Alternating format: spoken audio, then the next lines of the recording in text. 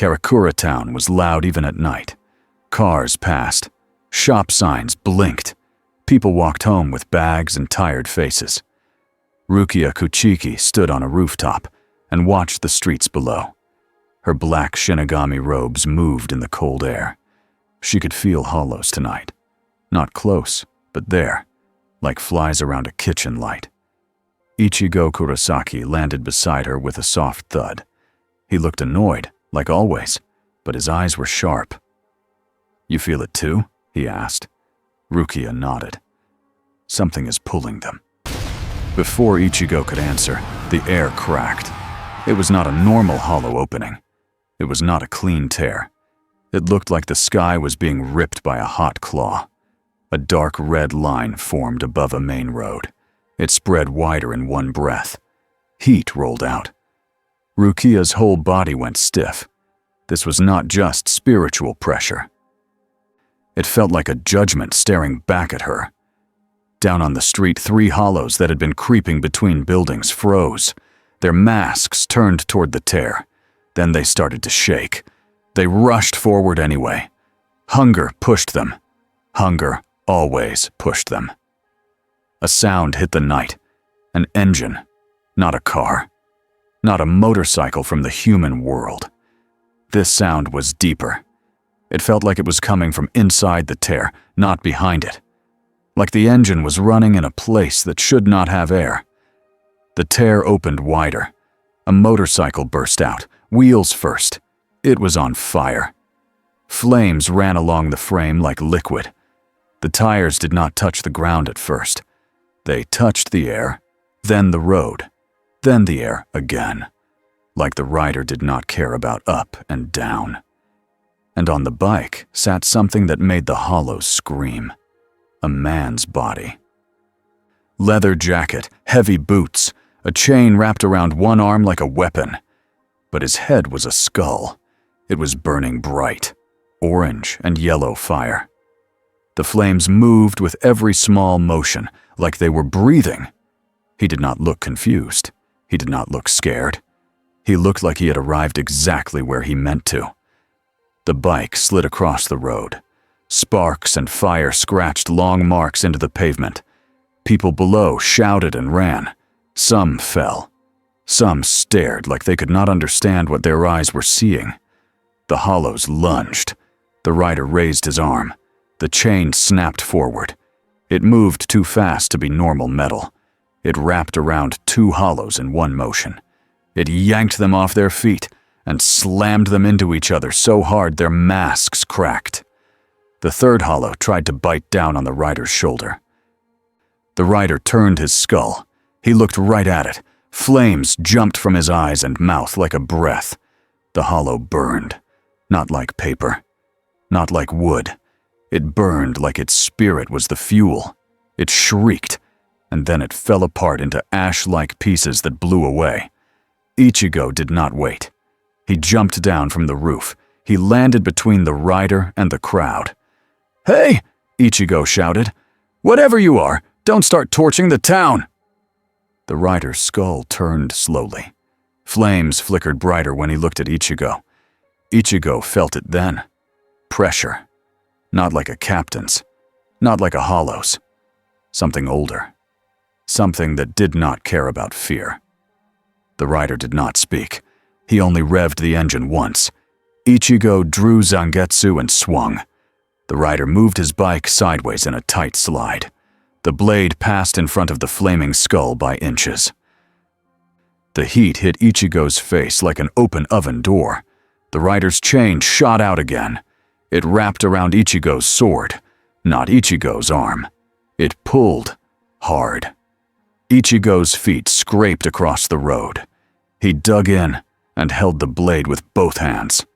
Rukia arrived behind Ichigo, her eyes wide. "Ichigo, careful. That fire—" "I know," Ichigo snapped. But he did not take his eyes off the rider. The rider leaned closer. The flames did not touch Ichigo, but Ichigo felt them anyway, like they were inside his chest.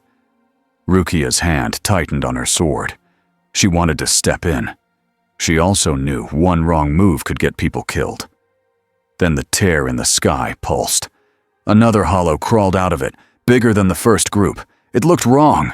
Its mask was cracked like it had been punched from the inside. Dark smoke came from its mouth. The rider released Ichigo's sword. He did not rush the hollow like a normal fighter. He just rode forward. The bike's wheels left the ground and climbed the air like it was a ramp. The rider jumped off mid-rise and landed on the hollow's face. He grabbed the hollow by the mask and forced its head up. The hollow thrashed and clawed. The rider stared into its eyes. Flames poured from the skull. They wrapped around the hollow's face and sank through the mask like the mask was not even there. The hollow screamed again, louder. It tried to flee back into the tear. The rider's chain snapped out, hooked the hollow's torso, and yanked it back like a dog on a leash. He dragged it across the road. The fire did not spread to the buildings.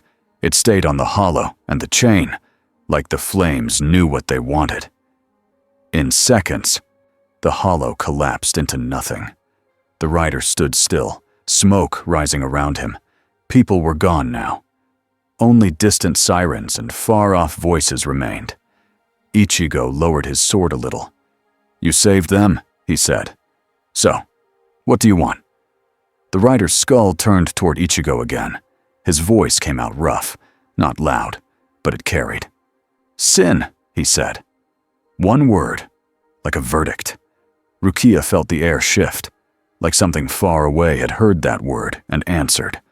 Above them, the tear started to close. But it did not seal cleanly. It left a thin red scar in the sky, a line that looked like it could split open again any time it wanted. Far away, in the Soul Society, alarms began to ring. And deeper than alarms, in a place where monsters smiled in the dark, someone noticed the same scar and laughed without making a sound. The 1st Division barracks felt colder than usual. Captain Commander Yamamoto sat with his cane in front of him. His eyes were calm, but the room was tight with tension. Captains lined the sides. Lieutenants stood behind them. A large screen of Kido light hovered in the air. On it was a rough image pulled from a scout's memory, a flaming skull on a motorcycle. This occurred in Karakura town, a seated officer said, voice shaking. Spiritual readings are unstable. The flame, it does not match any known Zanpakuto or hollow ability. Mayuri Kurotsuchi tilted his head like a curious insect. "How boring," he said, and smiled in a way that made the room feel worse. Kenpachi Zaraki grinned. "Looks fun." Byakuya Kuchiki's face did not change. "It looks like an intruder." Shunsui Kyoraku yawned, but his eyes were serious. "It looks like trouble with wheels." Retsu Unohana watched quietly. Her smile was gentle. Her gaze was not. Yamamoto tapped the floor once with his cane. The sound cut through the room. "Reports say the entity destroyed multiple hollows," Yamamoto said. "But it also created damage in the human world. And it arrived through a tear that resembles..." He paused. Not because he was unsure, because the word itself carried weight. "Hell." Even Kenpachi's grin softened. Mayuri's eyes brightened. "Hell," he repeated, like it was a sweet candy. Byakuya's voice was crisp. "If it is connected to hell, it must be contained." A door slid open at the side of the room. A small, older man walked in with a bucket hat and a fan in his hand. Kisuke Urahara bowed with a light smile, like this was a friendly visit, not an emergency. Sorry, Urahara said. "Traffic was terrible. Also, I had to stop something from exploding." No one laughed. Urahara's smile stayed, but his eyes were sharp. "I did some quick checks," he said.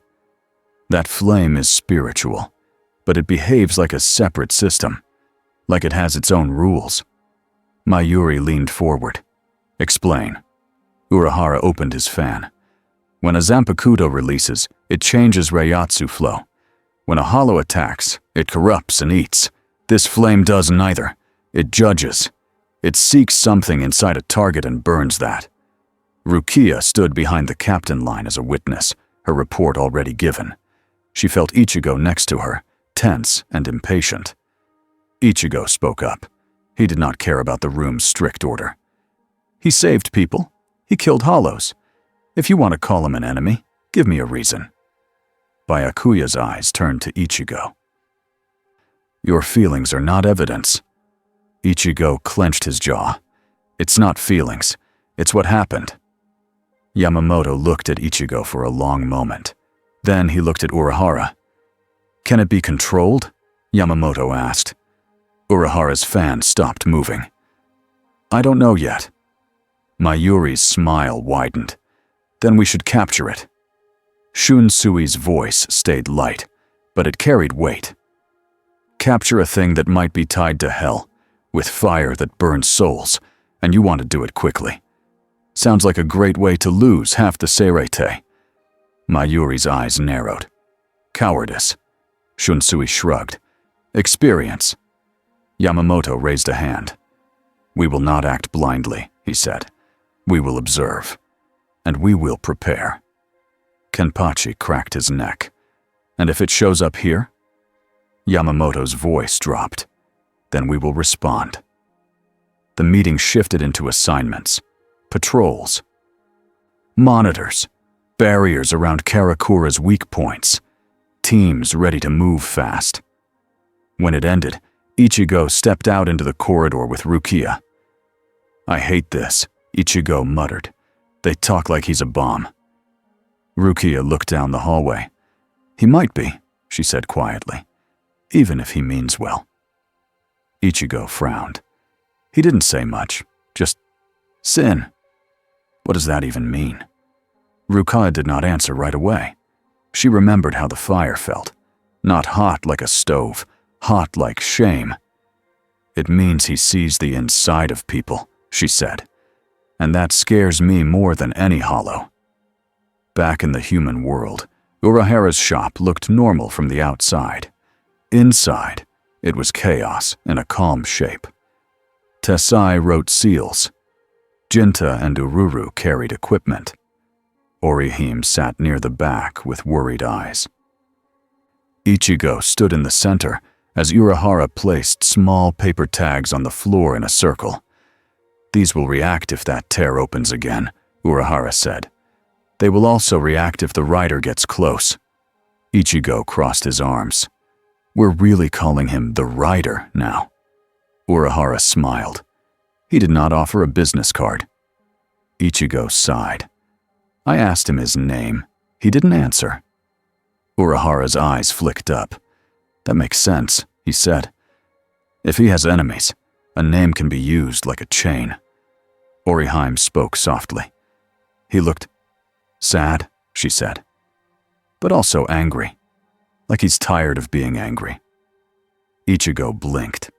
Orihime noticed things like that. It was one of her strange powers, even without using her actual powers. Uryu Ishida walked in, glasses catching the light. I reviewed your data, he said to Urahara. The energy pattern is consistent. It is not random. Urahara nodded. Yes, he said.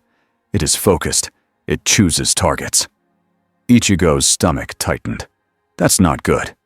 Not good, Uryu agreed, but also useful. If we learn what it chooses, we learn why it is here. Urahara tapped his fan against his palm. That's the question, he said. Did it come by accident? Or did something pull it? A loud sound cut through the shop. A deep engine roar.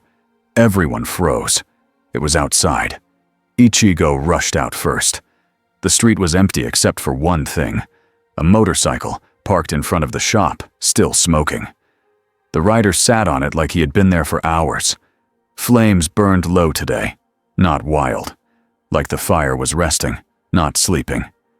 He turned his skull toward Ichigo. Ichigo stepped forward carefully. You can't just park there, Ichigo said, then instantly hated himself for saying it. The rider did not move. Jinta came out and shouted, Hey, Your stupid bike is melting the road." The rider stared at Jinta for one long second. Then he slowly reached down and lifted the bike a few inches with one hand, like it weighed nothing. The tires stopped touching the ground. Jinta's mouth dropped open. Urahara walked out next, smiling like this was a polite meeting. "Hello," he said. "Welcome. Would you like tea?" The rider's voice was low. "I don't drink," he said. Urahara nodded as if that was normal. "Fair enough," he said. "Then why are you here?" The rider looked past Urahara, past Ichigo. His skull turned slightly, like he was listening to something that no one else could hear. "The door," he said. "It's not closed." Urahara's smile faded. "You mean the tear." The rider's chain shifted on its own, links sliding like muscles. "Something in this world is feeding it," he said. Ichigo frowned. "Feeding it with what?"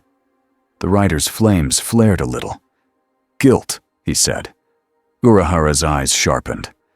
"Then you can sense it." The rider did not answer. That was an answer. Urahara stepped aside. "Come inside," he said. "If you are going to hunt something, it helps to know the map." The rider looked at the doorway like it was a trap. Ichigo held his ground. "If you're going to burn my town again, I will stop you," he said. The rider leaned forward slightly. "If you get in my way," he said, "I will drag you through your own choices." Ichigo's grip tightened on his sword. Oriheim stepped into view behind Ichigo, eyes wide but brave. "Please," she said softly. "No fighting here." The rider stared at her. The fire did not jump. The chain did not move. For the first time, his voice softened by a small amount. "Innocent," he said, like he was stating a fact. Then he walked inside. In Seiraitai, the 12th Division lab lit up with new readings. Mayuri sat at a table with screens and wires. He watched the rider's energy pattern through a lens device. "Such a lovely little curse," Mayuri whispered. A researcher behind him swallowed. "Captain, the flame reacts to moral states. That is, hard to measure." Mayuri smiled wider. "Then we will measure it anyway," he said. "Everything can be measured if you stop caring about comfort." A message came in from Central Monitoring. The hell scar in the human world had pulsed again. Mayuri's fingers tapped the table. "Yes," he murmured. "Open. Open wider."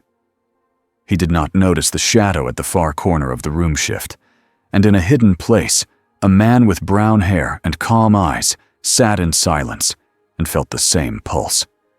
Aizen's smile was small. Something new, he thought. Something honest. The next day, Ichigo stood with the rider on a rooftop. Urahara stayed back, watching. Rukia stood near Ichigo, her face serious. "We don't know what you are," Rukia said. The rider looked at her. "I'm a warning," he said. Ichigo exhaled hard. "That's not an answer." The rider's fire rose a little, then lowered again. "Names don't matter," he said. Urahara spoke from behind. "They matter here," he said.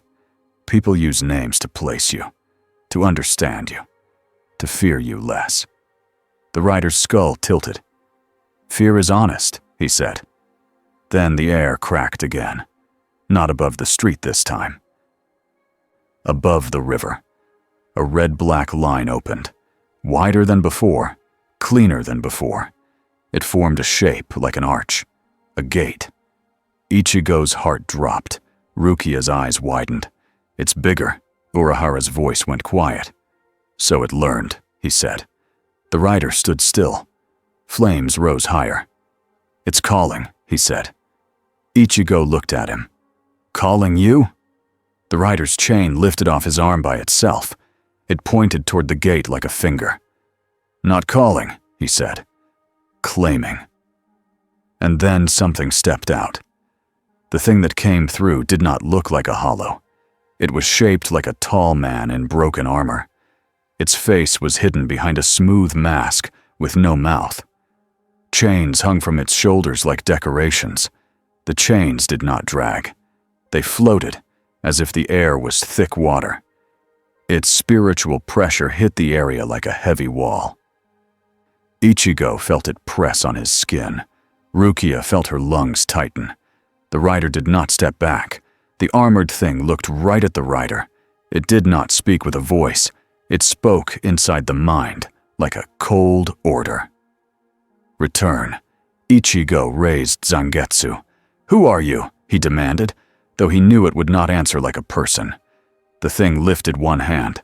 The chains around its arms snapped forward, not toward Ichigo, toward the rider. The rider moved like lightning. His chain whipped out and struck the incoming chains in the air. Metal hit metal with a sharp crack. The impact shook the rooftop. Urahara's eyes widened. He could see it clearly now. This was not normal combat. This was two systems fighting over rules. The rider's chain moved with anger. It wrapped around one of the armored thing's floating chains and pulled. The armored thing did not budge. It was like pulling on a mountain. Ichigo lunged in from the side and swung Zangetsu at the armored thing's torso. The blade hit. A shock ran up Ichigo's arms. The armor dented slightly, but it did not split. Ichigo's eyes narrowed. "That's not alive," Rukia finished. She jumped in and slashed with Sode no Shirayuki, releasing cold along the blade. Ice spread over the armor's surface. For a second, the armored thing slowed. Then the ice cracked from the inside, as if something deep inside it was hotter than it looked. The rider's flames rose. He stepped forward and grabbed the armored thing by the mask. The moment his hand touched it, the air screamed. Hellfire poured from his grip, not outward, but inward, like it was trying to reach the soul behind the mask. The armored thing did not scream. But the chains around it shook hard, like it felt something. Ichigo's eyes widened. "It can feel pain," he said.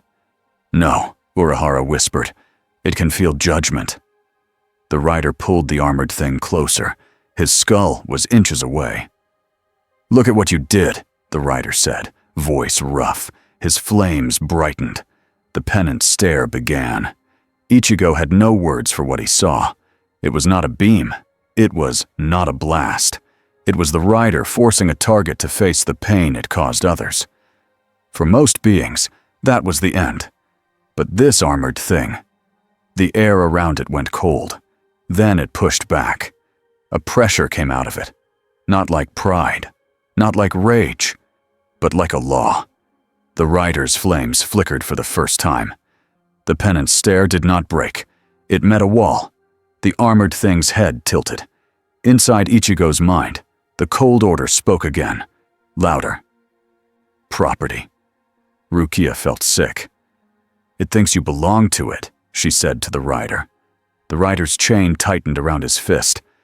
"I belong to no one," he said. The armored thing snapped its arm. Chains exploded outward in all directions. Ichigo grabbed Rukia and pulled her down as chains cut the air above them like blades.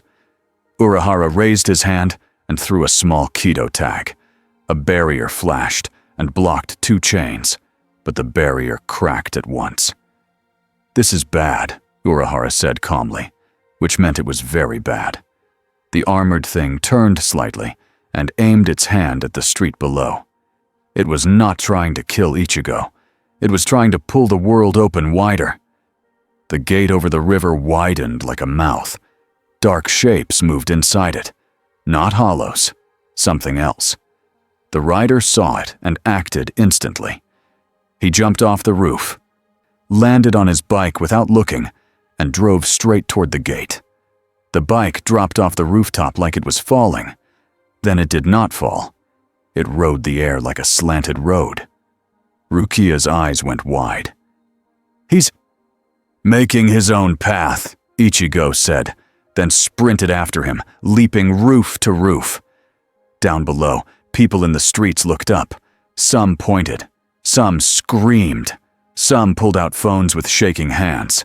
The armored thing followed, stepping off the roof as if gravity was a suggestion. Chains carried it like rails. Ichigo arrived at the riverbank just as the rider reached the gate. The rider slammed his bike's front wheel into the ground, sending fire sparks out like a circle. He raised his chain high. The chain whipped into the gate itself.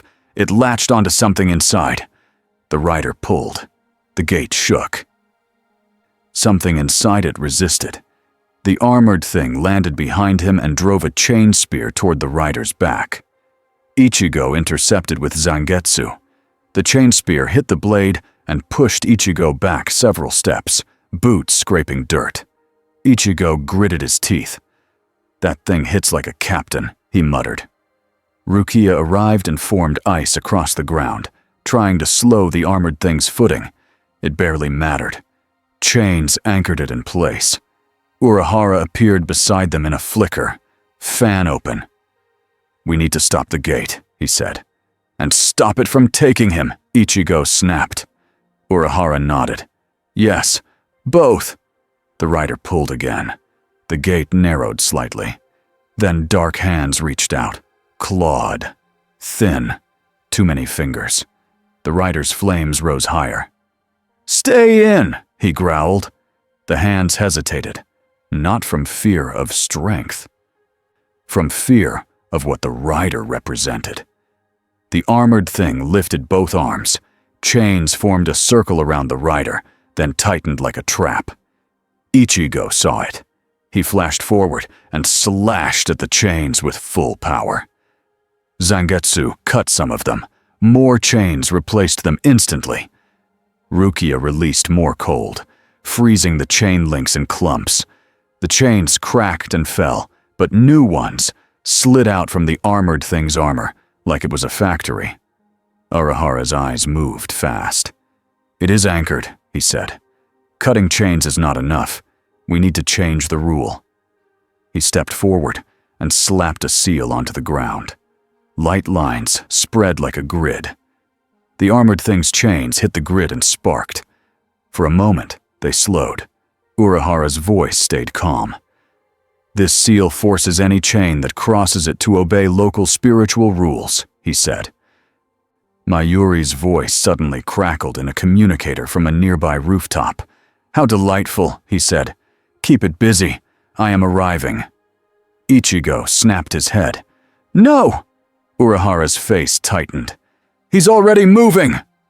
The rider's chain, still hooked into the gate, suddenly went taut. His shoulders jerked forward. Something inside the gate yanked back. Not random, focused, targeted. The rider's bike tires dug grooves into the ground as he was dragged inch by inch toward the gate. Ichigo grabbed the rider's arm. Heat blasted Ichigo's skin, but it did not burn him fully. The fire was controlled. The rider did not want to harm him. Ichigo pulled with everything he had. Rukia grabbed Ichigo's shoulder to add force. Urahara threw more tags, building layers of seals behind them like braces. The armored thing walked closer, chains clicking. Inside Ichigo's mind, the cold voice spoke again. "Return the verdict." Ichigo's eyes narrowed. What does that even mean? The rider's skull turned slightly, flames fierce. "It wants to use me," he said through clenched teeth. The armored thing raised its hand toward Ichigo. A chain shot toward Ichigo's chest. Ichigo dodged, but the chain clipped his shoulder and tore fabric. Pain shot through him. The rider's chain suddenly snapped free from the gate. The rider stumbled back, almost falling. Ichigo caught him. The gate pulsed like it was angry. The armored thing paused, head tilting, like it was rethinking. Then it turned its head toward the city. Ichigo felt it at once. It was going to threaten people. Force compliance. The rider stood up straight. "No," he said. He stepped forward alone, between the armored thing and the city. Ichigo started to move with him, but the rider lifted one hand without looking. A stop signal. "Protect them," the rider said. Ichigo's throat tightened. "You're not the boss of me." The rider's voice dropped. "You're the hero here," he said. "Act like it." Ichigo froze for a half second, shocked by how direct that was. Rukia's eyes widened. The rider walked forward until he was close enough to touch the armored thing again. He grabbed its mask with both hands. Flames erupted. Not outward. Inward. The hellfire drove into the armor like it was drilling. The armored thing's chains shook violently. They whipped the air, cracking like whips. Urahara's eyes widened. "He's forcing a link," he whispered. "He's trying to make it feel responsibility." Ichigo saw something else. The rider's shoulders tensed. The flames around his skull roared higher. He was not struggling because he was weak. He was struggling because he was pushing a judgment into something built from punishment. The armored thing's presence surged. A shockwave of cold law pushed outward. The rider's flames flickered again, but he did not let go. "Look," the rider growled. For a split second, the armored thing's smooth mask showed a crack of light. Not like damage, like a window. Ichigo felt a flash of images in the air. Chains, fire, screaming, doors that should stay closed. He recoiled, heart hammering. The armored thing's arms dropped for a moment, like it had been hit with a memory it did not want. Then it recovered. It slammed its hand down. Chains burst from the ground around the rider's feet and locked him in place. Urahara shouted, "Now!" He threw a final tag. The grid of seals flared and turned into a box around the armored thing. The armored thing's chains slammed into the box walls and sparked. The box held, for now. Ichigo moved instantly. He grabbed the rider and yanked him back before more ground chains could lock him fully. The rider's boot scraped the dirt. He did not thank Ichigo. He did not need to. The gate over the river started to narrow, not because it was defeated, because it had learned enough. The dark hands inside pulled back. The red scar tightened like a wound being stitched. The armored thing looked at the rider one last time. Inside their minds, the cold voice spoke again. Softer, like a promise. "We will build a better chain." Then the armored thing stepped backward, straight through the gate, like it was stepping into a doorway it owned. The gate closed. The riverbank went silent except for the crackle of fading fire. Ichigo stood there, breathing hard, staring at the sky where the scar had been. Rukia swallowed. "It escaped," she said. Urahara nodded. "Yes," he said, "but it also took something." Ichigo looked at the rider. What did it take? The rider stared at his own chain. Flames rolled along it slowly now, like a warning light. "A mark," he said. "A pattern." Uryu arrived late, landing lightly, eyes scanning the scene. "It studied you," he said to the rider. "It learned how you work." The rider's skull turned toward Uryu. "It thinks it can write my rules," he said. Ichigo stepped closer. "Then tell us who you are," he demanded. "If we're going to fight something like that, we need more than sin and silence." The rider's flames lowered, not from fear, from control. For a long moment he did not answer. Then he spoke, voice like gravel. "My name is Johnny Blaze," he said. "Don't use it to try to own me." Ichigo blinked. The name sounded human. Simple, almost normal. That made it feel even stranger. Rukia's eyes stayed fixed on the burning skull. "Johnny Blaze," she repeated under her breath. Urahara's fan slowed. "All right," he said gently. "Johnny Blaze. Then let's talk like allies, not like jailers." Johnny Blaze looked past them at the city. "Talk later," he said. He pointed one burning finger at the spot where the gate had been. "It's coming back," he said. "And next time, it won't be testing." Ichigo felt a chill run down his spine, because the rider didn't sound like he was guessing. He sounded like he was remembering. The next morning, Seiritai looked the same on the outside. White walls. Clean roofs. long streets that felt like they were built to stay calm forever. But inside the first division, calm was gone.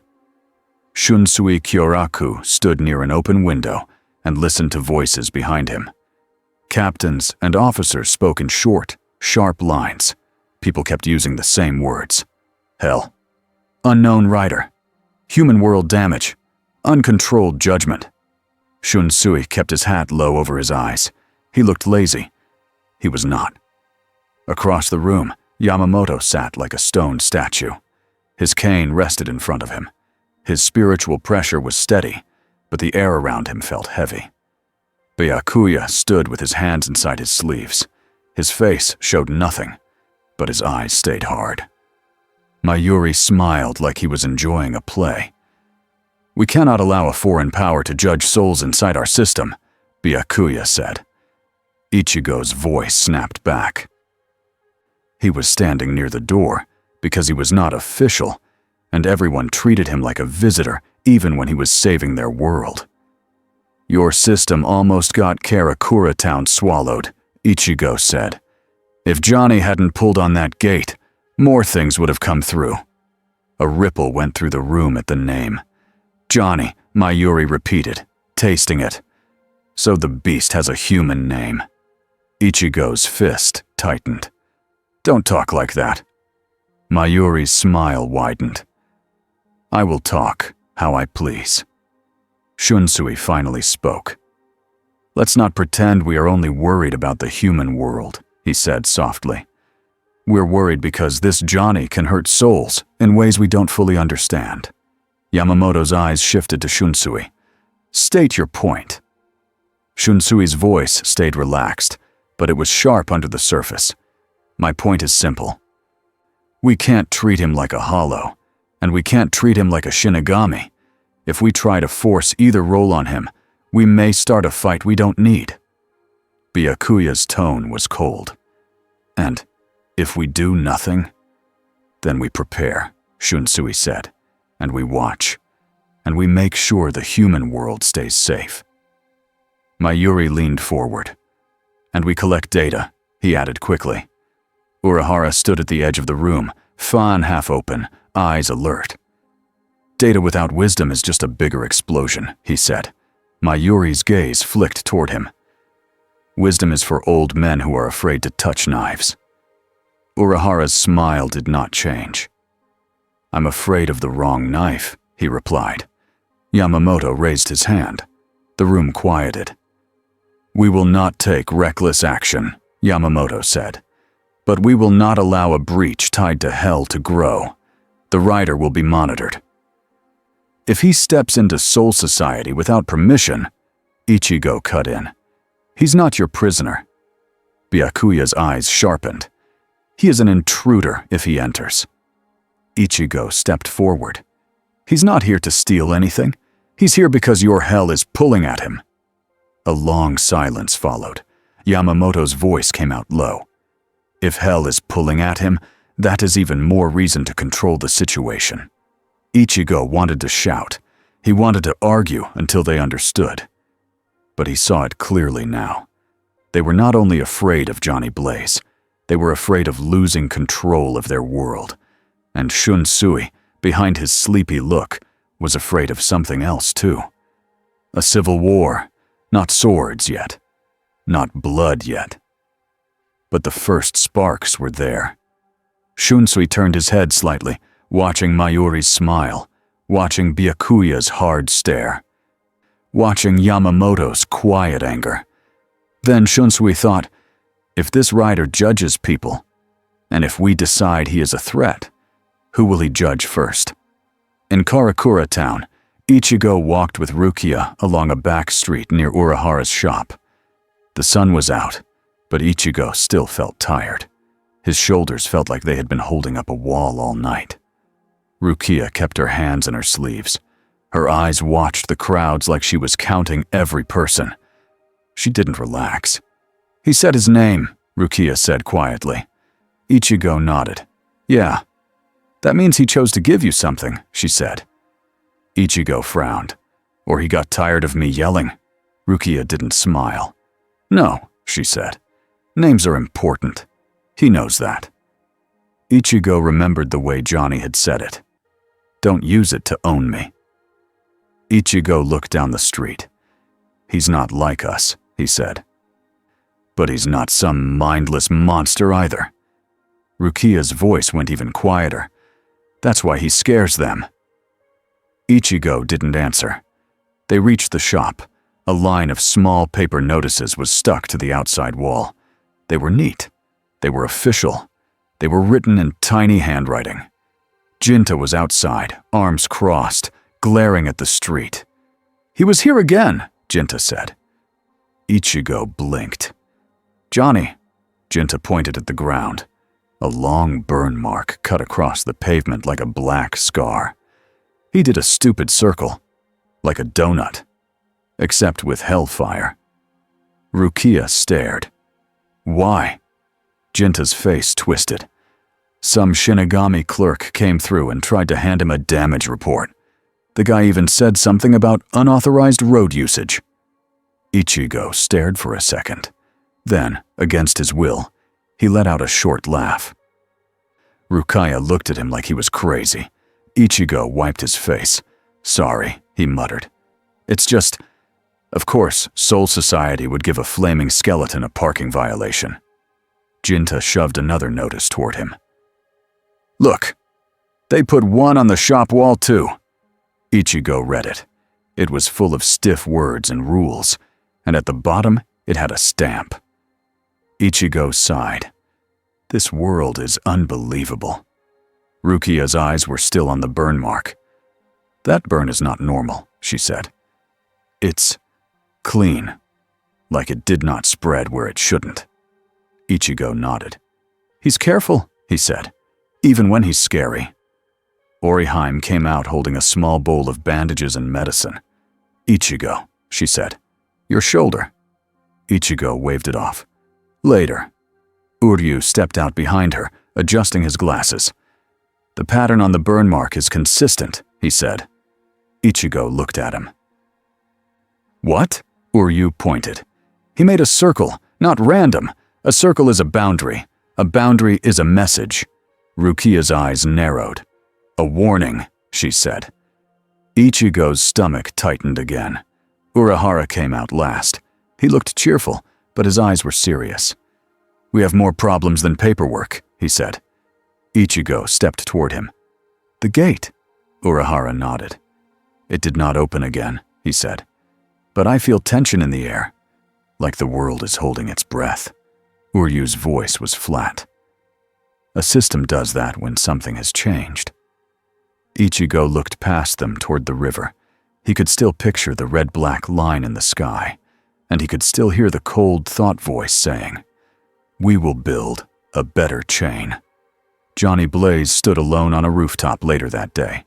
He chose roofs because crowds made the curse itch under his skin.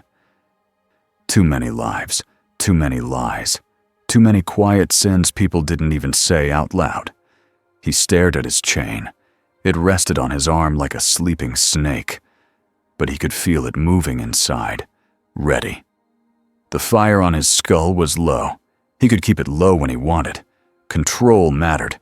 Control was the only thing that kept him from becoming a disaster. The city below smelled like normal life, food, fuel, dirt, rain, and under that he could smell something else. Guilt.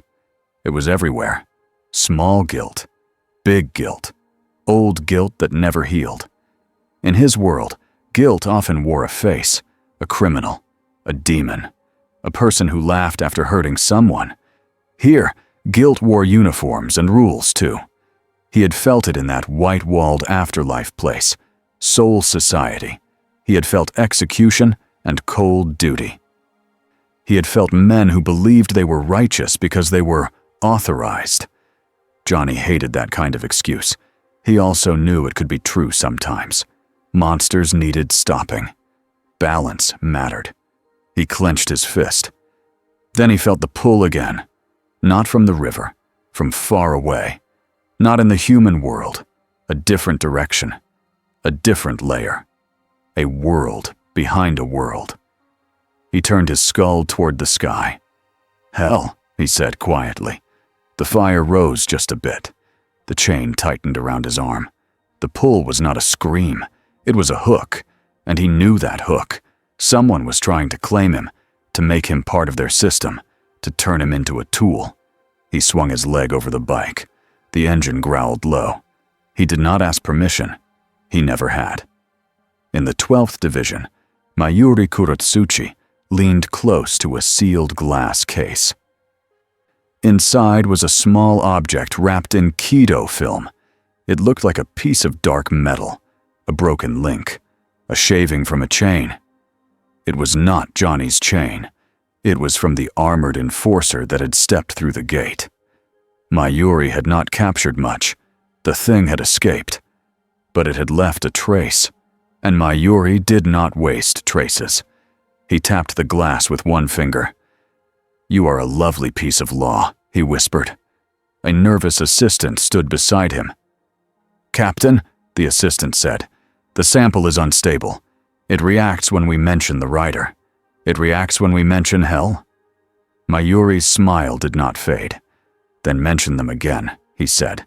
The assistant swallowed. "Captain!" Mayuri's eyes flashed. "Do it." The assistant breathed in, voice trembling. "Hell." The sample shivered. Mayuri's smile widened. Again. "Johnny Blaze," the assistant said. The sample jumped. A thin crack of red light appeared inside the keto film. Mayuri's heart beat faster. Not from fear. From joy. "So," he murmured. "You remember him?" He raised a hand. A needle tool hovered near the case, ready to pierce through a tiny controlled opening. He did not see the shadow behind him tighten. He did not hear the air change, because the first warning came from the floor. A line of red-black light opened under the case like a mouth. Mayuri froze, eyes wide. Then he laughed. "Oh, wonderful," he said. "You came to me." The red-black line widened. Cold poured out. Not cold like winter. Cold like a rule. Chains rose from the crack like hands. The assistant screamed and stumbled back. Mayuri stood still, breathing steady, eyes shining. "Hello," he said. "Are you the warden? Are you the jailer? Are you a messenger?" The chain snapped toward the glass case. Mayuri lifted his arm. A hidden barrier flared, stopping the chains inches away. The chains struck the barrier again and again, like they were testing. Mayuri's smile stayed. "Yes," he whispered. "Test. Learn. Come closer." But then the chains changed direction. They shot toward the assistant instead. The assistant tried to run. A chain wrapped his ankle and yanked him down hard. The assistant screamed again. Mayuri's smile faded for a tiny moment, not because he cared about the assistant, because he recognized the tactic. This was not random violence. This was leverage, a targeted move. Mayuri clicked his tongue. "Fine," he sighed. He flicked his wrist. A blade sprang out and cut the chain in one slash. The chain recoiled like a living thing. Mayuri stepped forward. "Tell me what you want," he said. The air vibrated, and a cold voice spoke inside his mind. "Return the verdict." Mayuri's eyes narrowed. "Verdict," he repeated. "So you need your judge." The crack widened. More chains rose. Mayuri backed up just one step. He did not retreat. He adjusted. He reached for a device, a communicator. Before he could use it, the floor behind him thundered. A motorcycle engine roared in the middle of the lab like a beast suddenly born. Flames blasted up. The bike was there. Johnny Blaze sat on it like he had always belonged in this room. His skull turned slowly toward Mayuri. Mayuri stared, fascinated. "You came," he said. Johnny's voice was gravel. "You opened a door." Mayuri lifted his hand slightly, like a man pretending innocence. "I did no such thing," he said. "I was studying." Johnny leaned forward. The flames rose higher. "You poked hell," Johnny said. Hell poked back. Chains lunged from the crack again, now aiming at Johnny. Johnny's own chain snapped outward and struck the midair. The impact cracked the air like a whip. Mayuri's eyes followed every motion. Magnificent, he breathed. Johnny did not look at him again. He pulled on the chains from the floor crack, not with his arms, with his presence. Hellfire spread along the chains like it was running down a fuse. The chains shook. The crack in the floor screamed wider, trying to resist. Johnny drove the bike forward, straight toward the crack. He did not fall in. He rode the edge of the opening like it was a road. The flames on the tires burned the crack's border, not like destruction, like sealing wax. The red-black light shrank a little, trembling. Mayuri's mouth fell open, just for a moment. Because what Johnny did was not just strength. It was authority, a kind of authority that did not come from titles. It came from punishment itself. Then Johnny's skull snapped toward Mayuri again. "You keep that sample," Johnny said. Mayuri blinked. "And if I do?" Johnny's fire rose. "Then the next chain that comes out won't grab your assistant," Johnny said. "It will grab someone you can't replace." Mayuri's smile came back, thin and sharp. "A threat," he said, pleased. "A fact," Johnny corrected. The crack in the floor pulsed again, angry. The cold voice spoke inside every mind in the room this time, even the assistant's. Property. Johnny's chain tightened.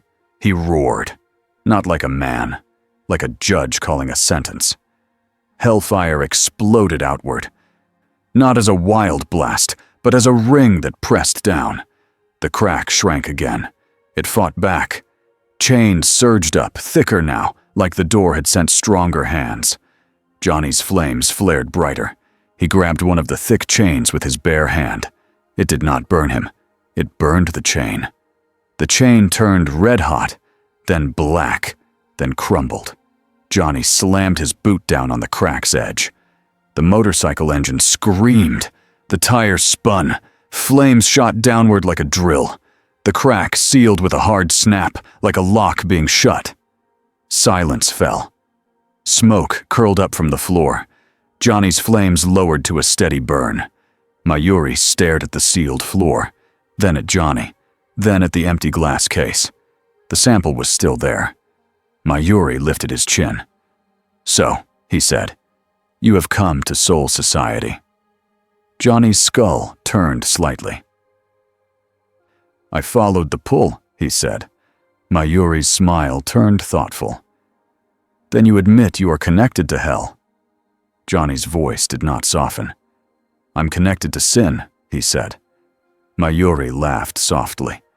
"And we are connected to order," he said. "This will be fun." Johnny turned away.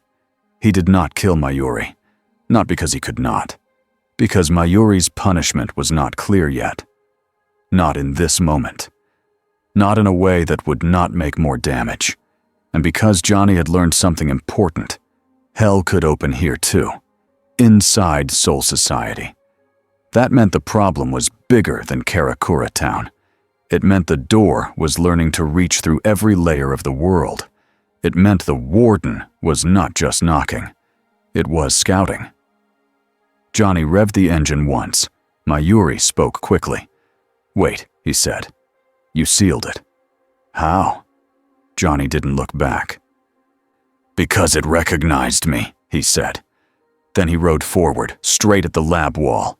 The wall did not stop him. Flames flared, and the bike tore a burning hole through space like a doorway. He was gone. Mayuri stood in the smoke, eyes wide, smiling like a child who just saw a new toy.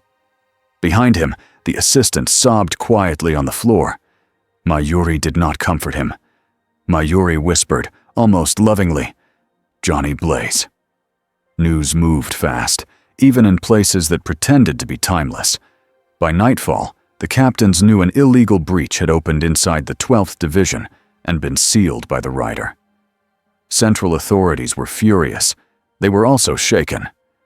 A breach tied to hell inside Serete was not just a danger, it was shame. Yamamoto summoned another meeting. This time, the room felt tighter. Ichigo was there again, jaw set. Urahara stood near the back, fan folded, eyes serious. Byakuya spoke first. "This is proof," he said. "The rider's presence invites hell." Ichigo snapped back. "No. Mayuri invited hell. Johnny stopped it." Mayuri smiled. "I simply encouraged curiosity." Shunsui's voice was calm. "Mayuri, did you or did you not keep a sample from the armored enforcer?" Mayuri's smile did not change. "I did," he said. A low growl moved through the room. Yamamoto's eyes burned with anger. Mayuri lifted his hand slightly. "It is essential research," he said. "We cannot fight what we don't understand." Urahara spoke quietly. "You understand enough to know you were playing with a door that wants to open." Mayuri shrugged. "And yet it opened. And yet it closed." "We learned." Ichigo glared at him. "Someone almost died." Mayuri's gaze flicked toward Ichigo. "Someone always almost dies," he said. "That is life." Ichigo stepped forward, rage in his eyes. Byakuya shifted, ready to stop Ichigo if needed. Shunsui lifted a hand, gently, like calming children near a cliff. "Focus," he said. Yamamoto's voice dropped like a hammer. "Hell breaches will not be used for experiments," he said. "If the 12th Division cannot follow orders, I will burn it down myself." Even Mayuri's smile tightened. Then Yamamoto looked at Urahara. "Where is the rider now?" Urahara's eyes were careful. "He moves," he said. "He follows pulls. He does not wait for permission." Byakuya's voice was cold. "Then, we must contain him." Shunsui's eyes narrowed. "Contain him with what?" he asked. "Your pride? Your paperwork?" Byakuya's gaze stayed steady. "With strength," he said. Ichigo's voice came out rough. "If you attack him, you'll make him your enemy," he warned. Mayuri chuckled. "He may already be," he said. Urahara shook his head. "No," he said. "He's not our enemy. But he is also not our soldier." Yamamoto's eyes hardened. "Then what is he?" A long silence. Ichigo spoke, slower now. "He's a force," he said. "Like a storm. You don't arrest a storm. You prepare for it. You guide people away from it." Byakuya's eyes flickered. "And if the storm chooses to hit us?" Ichigo met his gaze. "Then we stand up," he said. "But we don't lie to ourselves and call it order when it's just fear." Shunsui watched Ichigo for a moment. He did not smile, but something in his eyes softened. Because Ichigo was saying out loud what many captains were thinking and refusing to admit. They were scared, not of losing a fight, of losing control of what justice meant in their world. That night, Johnny Blaze stood at the edge of Seraitai's main street. He did not walk through gates like everyone else. He had arrived the way he arrived anywhere now, burning his own doorway. The street was wide and clean and built for feet, not wheels. A squad of Shinigami had gathered at a distance, weapons ready, nervous. One young officer stepped forward with shaking hands. He held a small paper notice. Johnny stared at it. The officer swallowed. "Sir, unknown entity," he stammered. "You are damaging the—" Johnny's skull tilted. The officer pushed the notice forward like it was a shield. Unauthorized, Johnny reached out and took the paper. He held it between two fingers. Flames touched the edge. The officer flinched, expecting it to burn. But it did not burn away. The flame only dried the ink a little, like a warm lamp. Johnny handed it back. Then he rode forward anyway. The tires did not melt the whole street. They left two neat black lines behind them. The squad watched in silence. One whispered, "He didn't burn it."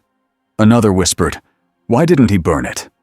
A third whispered, Because he's choosing.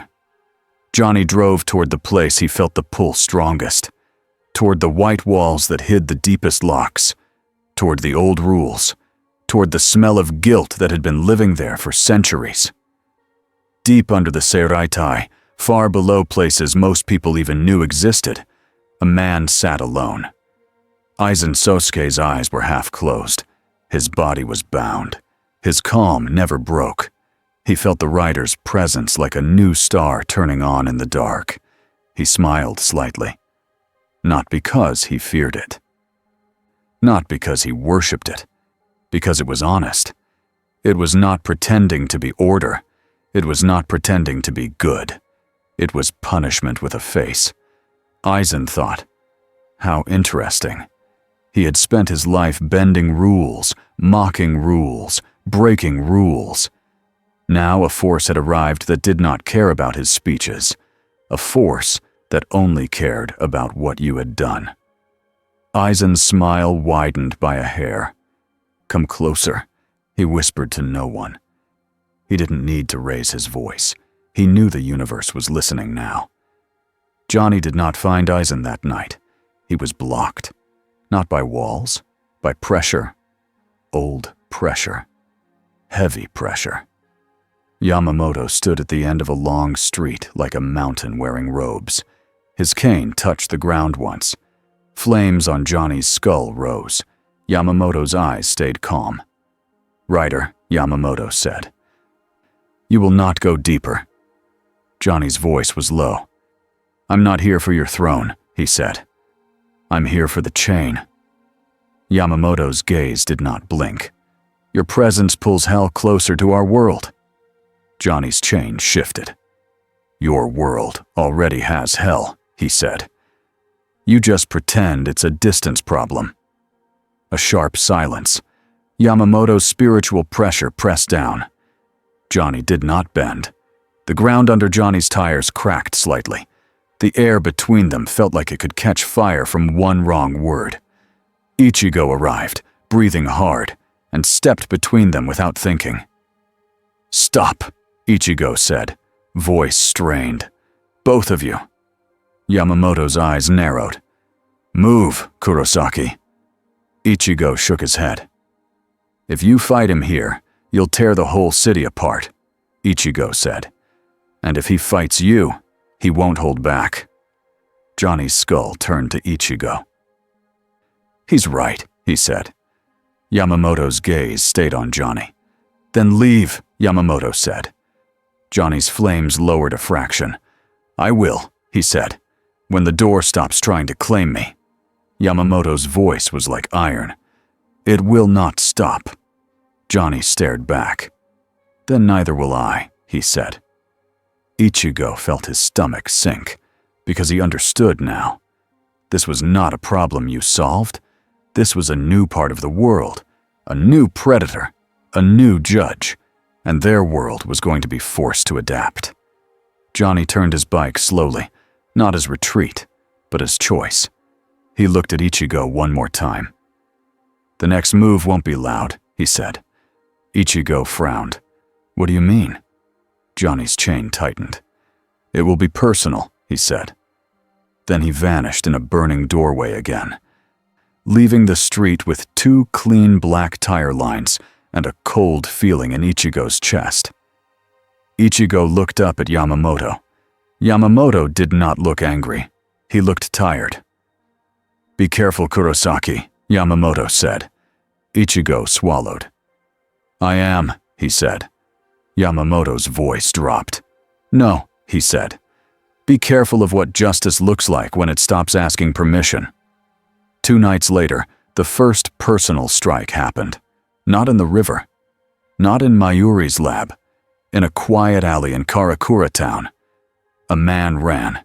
He was not a hollow. He was human. He wore a hoodie and his hands shook. He had blood on his shoes. He turned a corner and slammed into a wall, panting. He thought he had escaped. Then the air behind him cracked. A thin red-black line opened at the alley's mouth, like a wound that had learned how to smile. Cold rolled out. Chains slid across the ground, quiet as snakes. The man screamed and tried to climb the wall. The chains wrapped his ankles. He kicked and cried and begged. The cold voice spoke inside his skull. Guilty. He screamed louder. I didn't mean to. I didn't mean to. The chains yanked him down. The red-black line widened a little. Not wide enough for an army. Wide enough for one person to be taken. Ichigo sensed it from blocks away.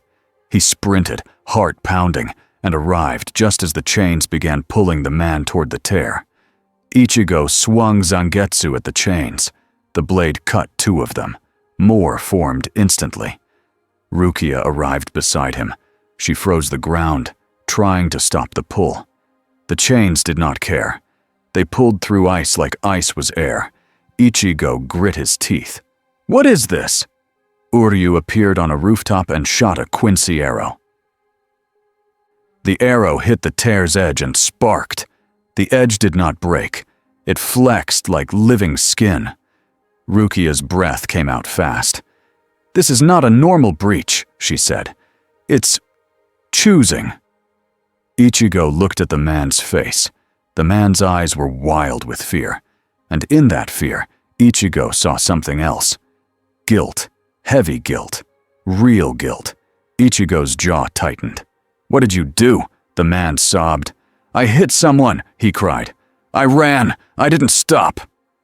Ichigo's stomach dropped. A hit and run. A life possibly ruined. A choice made in panic, then repeated by cowardice. The chains pulled harder. Ichigo grabbed the man's arm to hold him back. The chains yanked both of them now. Ichigo dug his feet into the ground. He could hold for a second. Not forever. Then the engine sound hit the alley like thunder. Johnny Blaze rode in. Flames lighting the brick walls like a moving torch. He did not hesitate. He did not ask questions. He saw the chains. He saw the tear. He saw the guilty man. And he saw Ichigo holding him. Johnny's skull turned to Ichigo. Let go, Johnny said. Ichigo shouted back. He's human! Johnny's voice was hard. So were the people he left on the road, Johnny said. Ichigo's eyes flashed with anger. You don't get to decide everything. Johnny's chains snapped out and wrapped around the hell chains. He pulled them like they were ropes. The hell chains resisted. They tightened on the guilty man. The guilty man screamed again. Johnny's flames rose. Ichigo felt the heat and fear at once. Johnny, Ichigo shouted. If you do your stare right now, you might kill him. Johnny's skull tilted slightly, like he was listening. Then Johnny made a choice that surprised Ichigo. He did not use the penance stare. He drove his bike forward and slammed his tire against the tear's edge. The tire burned the edge like sealing wax again. The tear shrank. The chains jerked in panic. Johnny yanked the chains toward himself, using his own chain as a hook, and ripped 2 hell chains free. The tear trembled, resisting. Urahara appeared at the alley entrance, breath calm, eyes fast.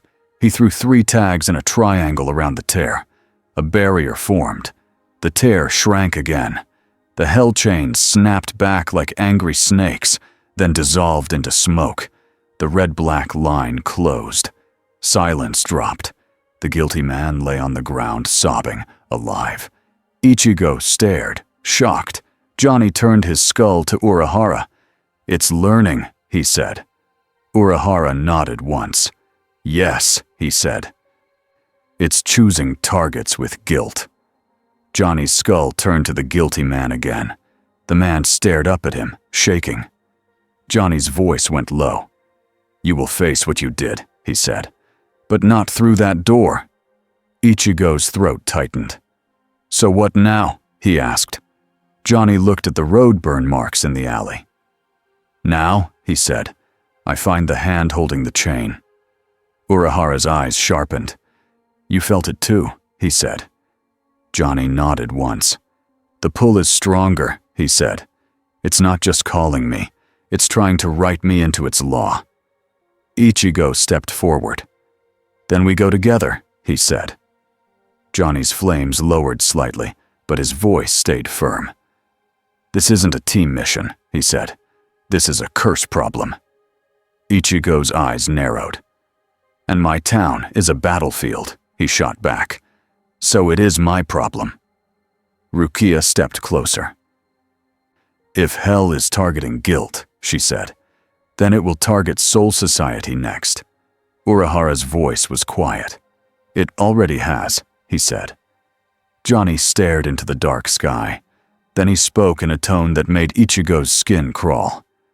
It wants a judge, Johnny said, and it thinks I'm the missing verdict. The night stayed silent. But far away, in places none of them could see, something listened and adjusted. The next move was set. And it was not going to be loud. It was going to be smart. Johnny moved the next day like a man with a map only he could see. He didn't sleep. He didn't eat. He didn't joke. He watched. He listened. He followed the pull like a dog follows a scent trail. Urahara tried to keep up without smothering him. Rukia came too, because she didn't trust Johnny alone, and didn't trust Soul Society either. Renji Abarai insisted on joining when he heard the words, Hell Breach. He showed up with his usual loud energy, then got quiet the moment he felt the cold pull in the air. This is nasty, Renji muttered. Johnny's skull turned slightly. Don't get close if you don't have to, he said. Renji snorted. I'm a Shinigami, he said. Getting close is the job. They met at the river at dusk, where the gate had opened before. Urahara placed paper tags along the ground in neat lines. He spoke like a teacher, calm and simple. These are not prison bars, he said. They are markers. They show where the boundary is weak. Johnny stared at the river's surface. He could feel the pull under the water like a hook tugging on his ribs. Rukia glanced at him. Is it painful? She asked. Johnny didn't look at her. It's irritating, he said. Like a chain scraping bone. Renji stared at Johnny's burning skull, trying to act normal and failing. So, Renji said, you're like a hollow.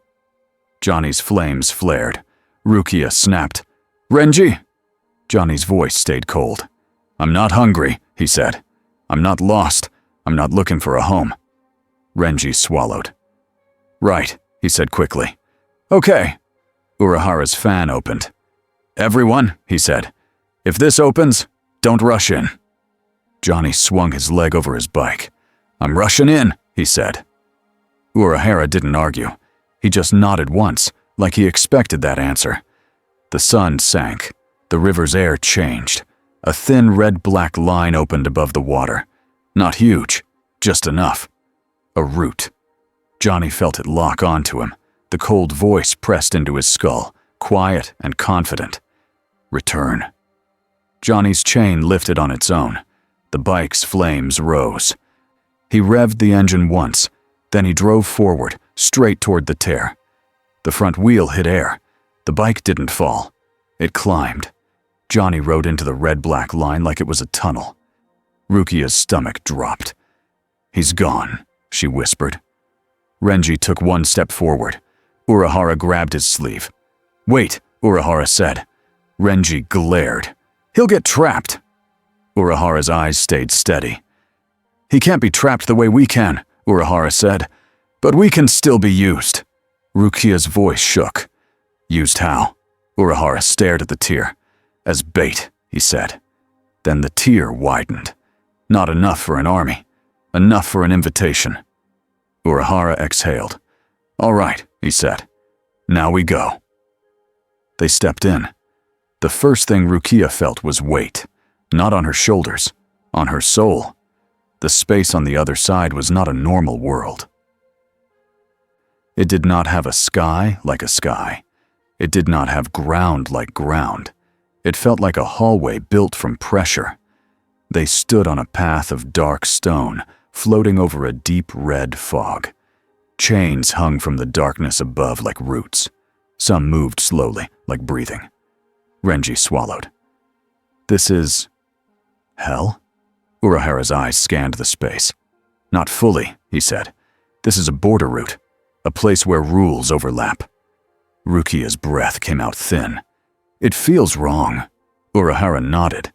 Because it is not meant for us, he said. Ahead, the path curved. Johnny Blaze waited there, bike idling, flames low. He did not look surprised to see them. He looked annoyed.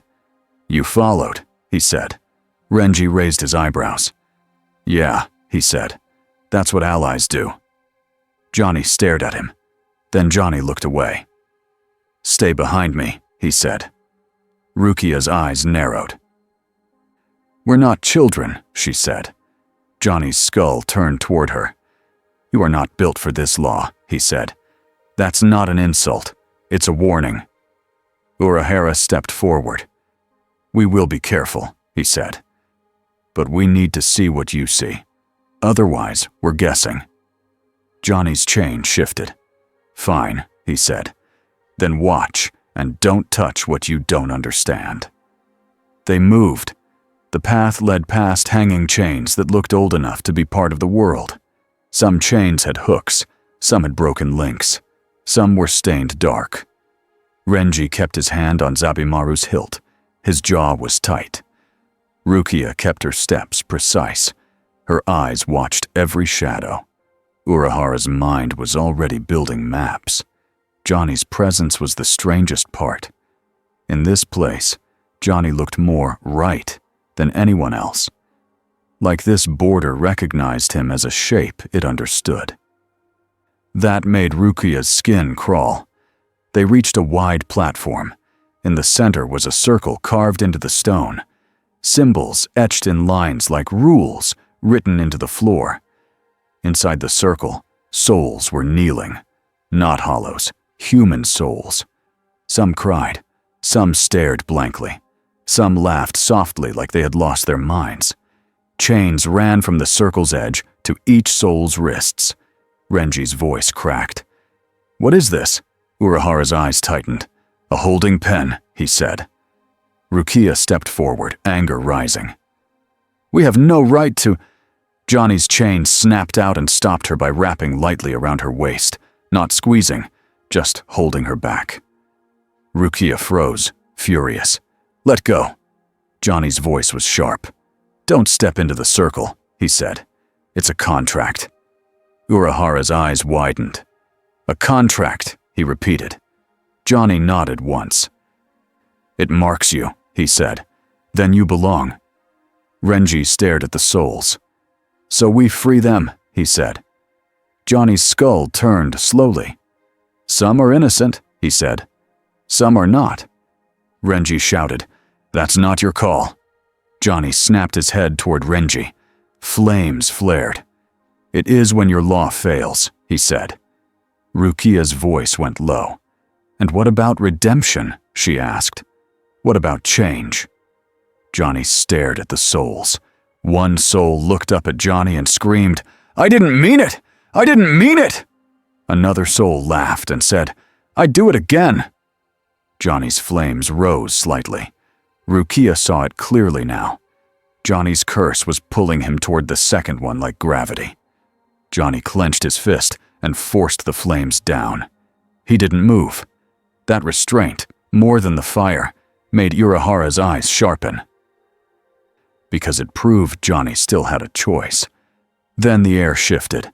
A presence arrived. Heavy. Cold. Clean. A figure stepped out of the red fog beyond the platform. It looked like a man, but taller than most, wearing dark armor that was not Shinigami style. A mask covered its face. Chains wrapped its body like decoration. But this one was different than the first enforcer. This one carried pressure like a captain. Renji's eyes widened. That Reiyatsu. Rukia's throat tightened. It's strong. Urahara's hand slid into his sleeve, ready to pull a tool. Johnny's skull turned toward the figure like a predator noticing another predator. The cold voice filled their minds. Missing verdict. The armored figure raised one hand. Chains rose from the floor circle and tightened on the kneeling souls. The innocent ones screamed. The guilty ones grinned. Renji stepped forward, furious. Stop it! The armored figure pointed at Johnny. Chains slid toward Johnny's ankles like snakes. Johnny's chain struck first, snapping the incoming chains away. Metal cracked the air. Johnny stepped forward into the open, putting himself between the armored figure and the trapped souls. "Not today," Johnny said. The armored figure's mask tilted. "Return." Johnny's flames surged. "No," Johnny said. Then the armored figure moved. It didn't charge like Kenpachi. It didn't dance like Byakuya. It stepped with quiet certainty, like a prison guard walking toward a locked cell. Chains shot out in a web, aimed to bind Johnny's arms, legs, and neck, all at once. Johnny's chain whirled like a storm, smashing and hooking and redirecting. But the enemy's chains did not stop. They weren't just weapons. They were orders. Renji shouted and leapt in, Zabumaru releasing in a long, segmented blade. He whipped it through the chain web, cutting a wide opening. "Move!" Renji yelled. Johnny didn't need the opening, but he took it anyway, stepping forward and grabbing one of the enemy chains bare-handed. Hellfire poured into it. The chain shook violently. The armored figure's pressure surged, trying to resist the burn. Rukia released Sode no Shirayuki, freezing the platform edge in a wide patch to slow chain movement. Ice spread up some of the chains like frost. For a second, it helped. Then the ice cracked from the inside. Rukia's eyes widened. "It's burning through," she whispered. Urahara threw 3 keto tags in a line. A glowing barrier formed, forcing some chains to bend away. He spoke fast but clear. "These chains are not physical only," he said. "They are rules made into shape." Renji gritted his teeth. "Then how do we break rules?" Urahara's eyes flicked toward Johnny. "Sometimes," he said, "you use a stronger rule." Johnny yanked hard, pulling the armored figure forward a step. The armored figure did not stumble. It planted its feet. The ground under it cracked. Chains surged from the floor behind Johnny, aiming at Rukia and Urahara now. Rukia spun and cut them away, but more came. Renji jumped back to protect Urahara, blade snapping like a whip. Urahara's eyes narrowed. "It's splitting focus," he said. "It wants to force us to step into the circle." Johnny's skull turned slightly. "Because then, you're marked," he said. The armored figure raised both arms. The symbols on the floor circle flared red.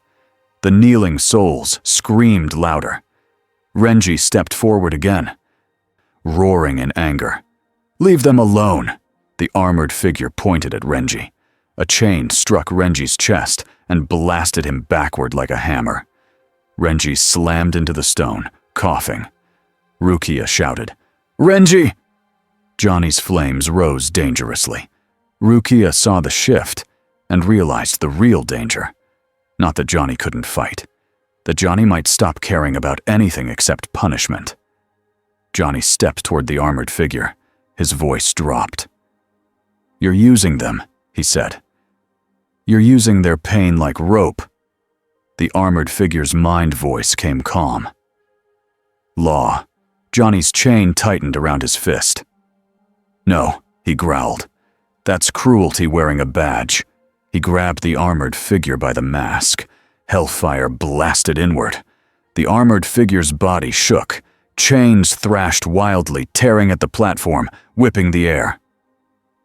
Urahara shielded his face from sparks and ice fragments. Rukia watched, heart pounding. Johnny pushed harder. The penance stare began. Not like a beam, like a door being forced open inside the target. For a moment, the armored figure resisted with cold law again. Then something cracked. A flash hit the air. Images, feelings, screams. Rukia's breath caught. She saw glimpses of people chained, judged, dragged. She saw the armored figure not as a person, but as a function. A tool built from punishment. And in that flash, she understood why Johnny's stare didn't work like normal. Because this thing wasn't hiding guilt. It was made of guilt. Johnny roared, flames blazing higher. The armored figure's mask cracked. A thin line of red light appeared beneath it, like an eye opening. The cold mind voice spoke again, not as order, but as irritation. Unapproved, Johnny hissed through clenched teeth. Good, he said. Then I won't approve. He slammed the armored figure down. The impact shook the platform. Chains loosened on the trapped souls for a split second. Urahara shouted, "Now!" He threw a seal tag straight into the floor circle. The tag stuck. Symbols flickered. The circle's red glow stuttered. Rukia moved instantly, slicing the chains on the nearest innocent soul. The chains didn't break cleanly. They fought her blade. But she cut them anyway, forcing her strength through. Renji staggered up, blood at his lip, and smashed his blade down on another chain link, snapping it with brute force. The freed souls crawled out of the circle, sobbing. Johnny's skull turned to them, his flames lowered just a little. Then the armored figure rose again, slower now. Mask cracked. It lifted one hand. The circle symbols flared again, stronger. Urahara's eyes widened. "It's overriding the seal," he said. Johnny's chain snapped out and wrapped around the circle's edge, then yanked. The whole carved ring groaned. Johnny pulled again, trying to rip the circle out of the stone, like pulling a trap out of the ground. The armored figure slammed chains down on Johnny's arms, trying to pin him. Johnny pulled anyway. Renji shouted and rushed forward to help, grabbing the circle edge with both hands like it was a heavy plate. Rukia joined too, freezing the stone around the circle to weaken its hold. Urahara threw more tags, creating a grid of glowing lines to lock the symbols in place. The circle fought back. The entire platform shook. The red fog below churned like a storm. The cold voice pressed into all their minds again. "Now," louder. "Return the verdict." Johnny's flames surged. He yanked the circle hard. The circle ripped free with a violent crack, like bone snapping. The symbols died instantly. The chains on the souls faded into smoke. The freed souls screamed and crawled away from the platform edge. The armored figure froze. For the first time, it looked uncertain, not afraid, confused, like a machine that lost its command list. Johnny held the broken circle in his hands like a ripped-out heart. He stared at the armored figure. "This is what you do," Johnny said. Then he crushed the circle piece in his hands. Hellfire burned it to ash. The armored figure snapped its head toward the red fog. The fog pulled at it. A retreat order. The armored figure stepped backward. Johnny's chain shot out and wrapped its arm. Johnny yanked, stopping it. The armored figure resisted, pressure rising again. Urahara's eyes narrowed. "Johnny," he said quickly, "don't chase too deep. This is their ground." Johnny's skull turned slightly. His flames lowered a fraction. He let the chain slacken. The armored figure pulled free. Before it vanished into the red fog, the cold mind voice left one last message in their heads, sharp and simple. "We will offer." Then it was gone. Silence dropped over the platform, broken only by the sobbing souls. Renji breathed hard. "That was an offer?" he muttered. Urahara's face was tight. "No," he said. "That was a promise." Johnny turned to the freed souls. Some looked terrified of him. Some looked grateful. One older soul reached a shaking hand toward Johnny. "Are you a Shinigami?" he asked. Johnny's voice was low. "No," he said. Rukia stepped forward and spoke gently. "We will take you somewhere safe," she told them. The souls nodded, still shaking. Urahara looked at Johnny. "You were right," he said softly. "They are trying to claim you." Johnny's flames lowered until they were almost calm. "They don't just want me," Johnny said. "They want a judge that fits this world." Renji frowned. "A judge?" Johnny stared into the fog. A verdict, he said. A final answer that locks the door. Rukia's voice was careful. And they think you are that answer. Johnny's chain tightened. They think wrong, he said. Urahara's eyes sharpened. Then we need to learn what they believe, he said. And why this world's hell is reacting now. Johnny swung his leg over the bike again. The pull goes deeper, he said. Renji stepped forward. Then we keep going. Johnny looked at Renji for a long second. Then he gave a short, rough nod. Stay behind me, he repeated. Renji muttered, Yeah. But he obeyed. They moved forward into the red fog, following the pull. And with every step, the air got heavier. The deeper route did not look like a normal place. It looked like a long corridor of broken platforms, connected by narrow bridges of dark stone. Chains hung everywhere. Some were still. Some moved slowly, as if they were alive. Rukia kept her eyes forward, but she felt the weight on her chest grow. Urahara's mind raced. He could feel the rules changing the deeper they went. The way spiritual pressure flowed here was different, like the space wanted to decide what you were before you could decide for yourself. Renji stumbled once as a chain brushed his shoulder. It didn't cut him, but his face went pale. What was that? He whispered. Johnny didn't stop. Memory, he said. Rukia's breath caught. It touched his guilt, she realized. Renji swallowed hard. I didn't, he started. Johnny's voice stayed hard. Everyone has something, he said. Here, it's a handle. Urahara's voice was quiet. So hell isn't only a prison, he said. It's a system built to grab people by what hurts. Johnny didn't argue. He didn't need to. The path widened into a larger chamber. In the center was a giant gate frame made of dark stone and old metal. It was not open, but it was breathing. The air around it pulsed in slow waves. Rukia's eyes widened. That's, she whispered. Urahara's face tightened. A stable doorway, he finished. Renji clenched his fists. So this is where it comes from. Johnny stared at the gate frame. The pull in his ribs became a hook again. His flames rose higher without him deciding to. He forced them down. And that took effort. Urahara noticed. His eyes softened, just slightly. This place is calling your curse, Urahara said. Johnny's voice came rough. It's calling what I am, he said. It wants to make it official. Rukia stepped closer, careful not to cross any lines on the floor. What happens if it succeeds? She asked. Johnny didn't answer right away. Then he spoke low. Then every guilty soul in this world becomes its fuel, he said. And every innocent soul becomes its hostage. Renji stared. That's huge. Urahara's brain clicked pieces together.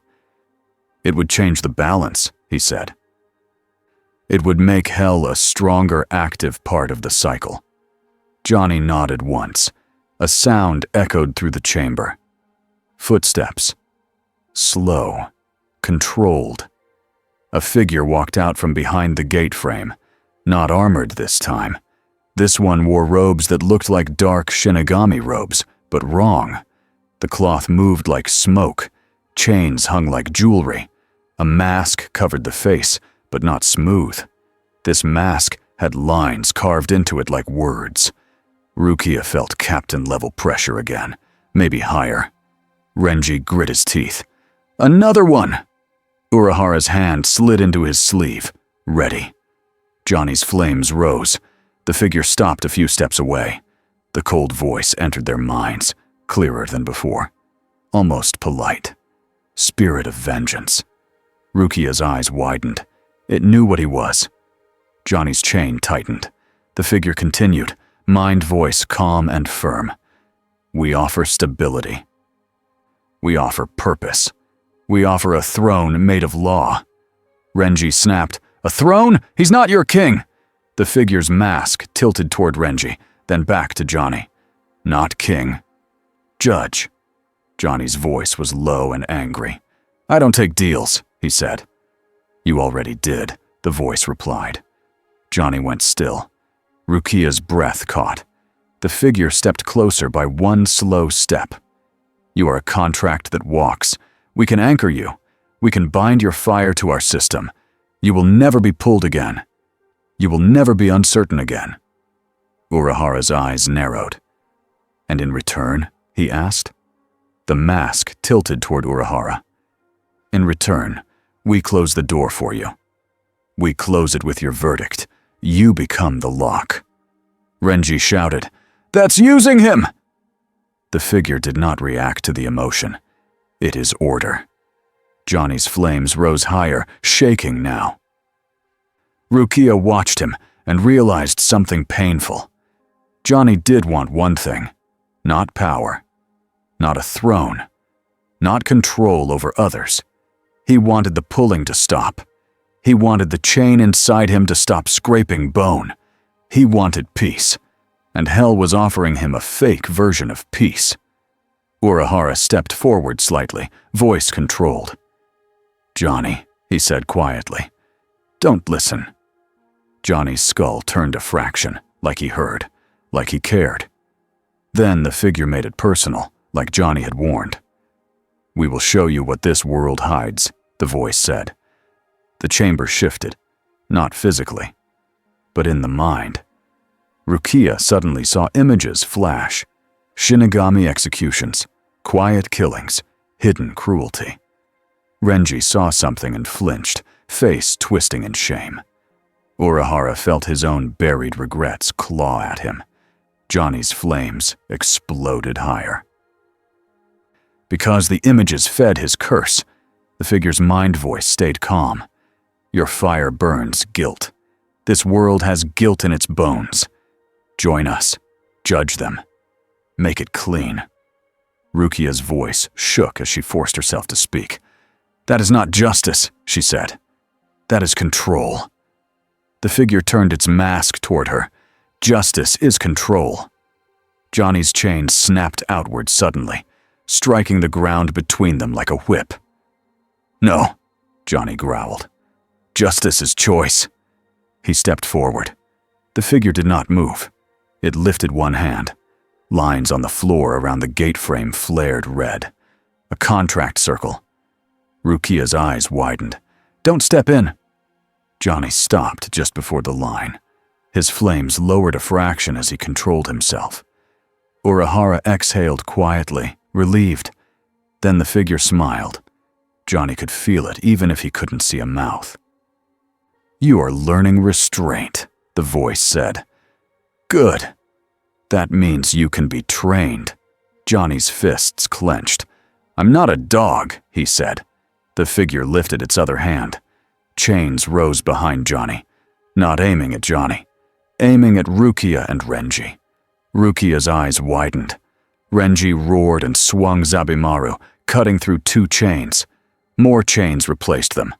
Urahara threw tags, barriers flashing, but the chains hit them like hammers. The figure's voice stayed calm. Bring them into the circle. It was forcing the choice. Either Johnny steps in, accepts the offer, or his allies get dragged and marked. Johnny's flames surged. He turned, chain whipping out, smashing chains away from Rukia and Renji. But for every chain he broke, two more rose. The chamber was built for this. It was a courtroom designed to trap. Urahara shouted, Johnny, the circle is a key. If we break the circle, we break the contract. Johnny's skull turned back to the line. The line glowed brighter, pulsing like a heartbeat. Johnny's chain snapped out and wrapped the edge. He pulled. The line did not budge. The figure raised its hand again. The pull in Johnny's ribs became agony. Rukia gasped. It's pulling him. Renji's teeth clenched. Urahara's eyes went sharp. It's trying to anchor him without consent, he realized.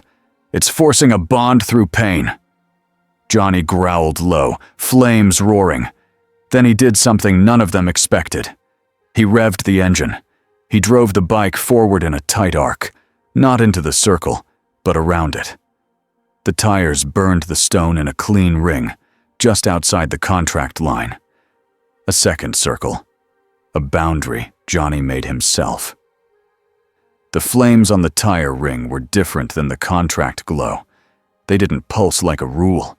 They burned like a decision. Urahara's breath caught. He's writing his own boundary. The figure's mask tilted. First hint of surprise.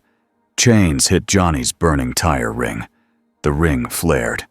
The chains hesitated, like they met a new law. Johnny leaned forward, voice like thunder. "You don't get to write me," he said. He grabbed his own chain with both hands. Hellfire surged down it. Then he slammed the chain into the contract line like a hammer. The contract line cracked. Not because Johnny overpowered the whole system, because Johnny's boundary gave him a place to stand. A place that belonged to him. He struck again. The contract line cracked wider. The figure's pressure surged. "Stop." Johnny struck again. The contract line shattered like glass. Red light exploded outward. Chains faltered. Rukia and Renji broke free from the tightening bind. Urahara threw tags instantly, sealing the shattered symbols before they could reform. The figure stepped back, pressure shifting. Not retreating. Recalculating. Johnny's flames roared. He pointed his burning skull at the figure. "I don't want your peace," Johnny said. "I don't want your throne. I don't want your lock." The figure's mind voice turned colder. "Then you choose chaos." Johnny's reply was simple. "I choose freedom," he said. He yanked his chain hard. The chain wrapped the figure's arm and pulled it forward across the broken contract zone. For a split second, the figure's law footing slipped. Renji seized the moment, whipping Zabimaru around the figure's torso, locking it. Rukia froze the ground under its feet, locking it further. Urahara planted a seal tag on its shoulder. The seal flared. The figure's pressure stuttered. Johnny grabbed the figure's mask. Hellfire surged inward. The figure resisted, but this time it was not a perfect wall. Because it had spoken, it had offered. That meant it had intent, and intent meant responsibility. The penance stare pressed in. The figure's mask cracked. A red light flared from inside. A sound came out. Small, sharp, almost like pain. Then the figure did something smart. It stopped resisting with force. It shifted the battlefield. The gate frame behind it pulsed. The red fog below the chamber rose like a wave. The chamber shook. Urahara's eyes widened. "It's opening the stable door!" Johnny yanked back, dragging the figure away from the gate frame. But the gate frame pulsed again. The whole space began to tear. Not to kill them, to eject them, to throw them out before they could push deeper. The figure's voice hit their minds one last time, calm again, like a judge ending court. The offer remains. The door will keep calling. You cannot ride away forever. Then the red fog surged upward like a wall. It slammed into them. Rukia felt herself falling. Renji grabbed her arm, but he was pulled too. Urahara tried to anchor with Kido, but the rules here were shifting too fast. Johnny's bike engine roared. Flames exploded. He grabbed Urahara with one arm and hooked Renji and Rukia with his chain like a lifeline. Then the world flipped. They were thrown out of the border route like stones shot from a sling. They crashed back into the human world riverbank, rolling on dirt and grass. The tear above the river snapped shut behind them. Johnny's bike skidded, leaving 2 black lines in the soil. He stayed upright. Rukia lay on her side, breathing hard, eyes wide. Renji coughed and sat up, grimacing. "I hate this place," he muttered, meaning hell, but also meaning everything about this problem. Urahara pushed himself up slowly, fan missing, hat slightly tilted. He looked at Johnny with a serious face. Johnny stared at the closed sky scar. His flames lowered, but his voice was heavy. "Now you see," he said. Rukia swallowed. "They offered you peace," she said. Johnny nodded once. "A cage," he corrected. Urahara's eyes stayed sharp. "They want you as a lock," he said. "A verdict that makes their system stronger." Johnny's chain tightened on his arm like it hated the idea. Renji's voice was rough. "So what do we do?" Johnny looked at the river, then at the city, then at the sky. "I can't leave," he said. Rukia's eyes widened. "You could," she said. "You could try to go back to your world." Johnny's skull turned slowly toward her. "If I run," he said, "the door follows the pull. It opens wider. It takes whoever it wants." Urahara's voice went quiet. "And it will start taking more than guilty humans," he said. "It will target the biggest guilt sources in our world." Rukia felt a chill. "Soul Society," she whispered. Renji nodded grimly. "Yeah," he said. "There's plenty of guilt there." Johnny's flames rose slightly, steady now, like a torch being held on purpose. "I'm not your prisoner," he said.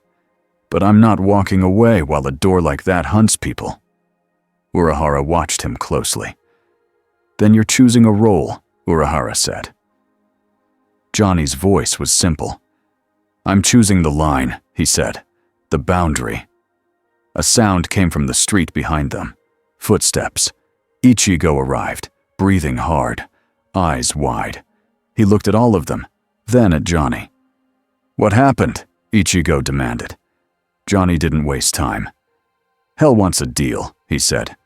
"And it's going to keep taking people until it gets what it wants." Ichigo's jaw tightened. "So we stop it," he said. Johnny's skull turned toward him. "Not with one fight," Johnny said. "With choices." Ichigo frowned. "What choices?" Johnny stared toward the direction of Soul Society, like he could see through layers. "Your world is built on law," he said. "Mine is built on punishment." He pointed one burning finger at Ichigo.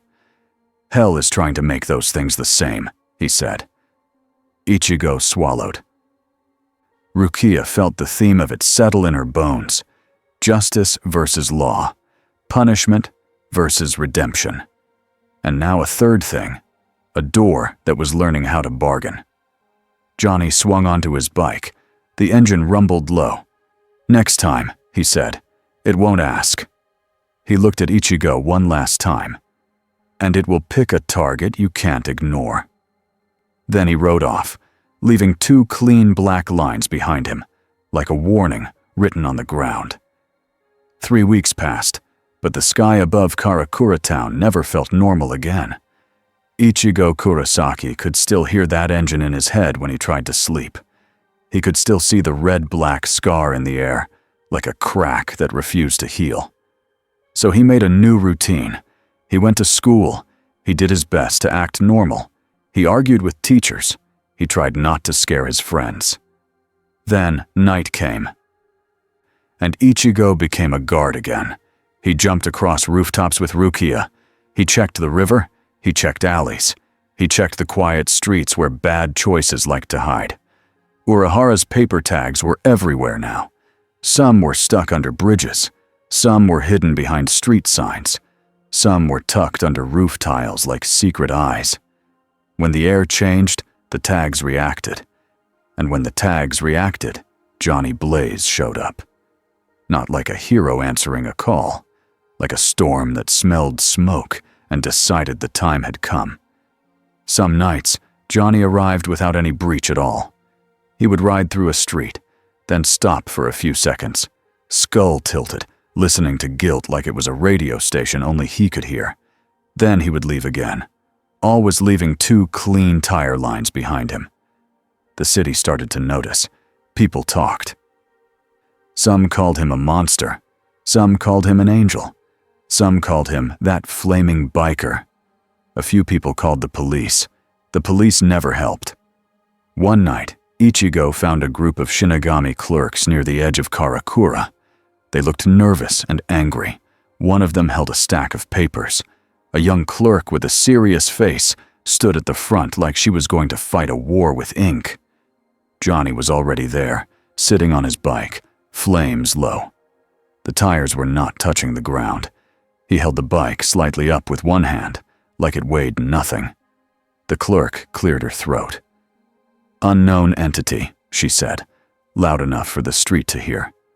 "You have violated multiple regulations regarding—" Johnny's skull turned to her slowly. The clerk's confidence melted for half a second, but she forced it back. "Regarding structural damage," she finished, voice shaking. Johnny did not move. Ichigo watched from a rooftop, arms crossed, trying not to laugh, trying not to scream. Rukia stood beside him, face blank. "This is real," she whispered, like she still could not believe it. The clerk stepped forward and held out a paper. Johnny reached out. He took it between two fingers. Fire touched the edge.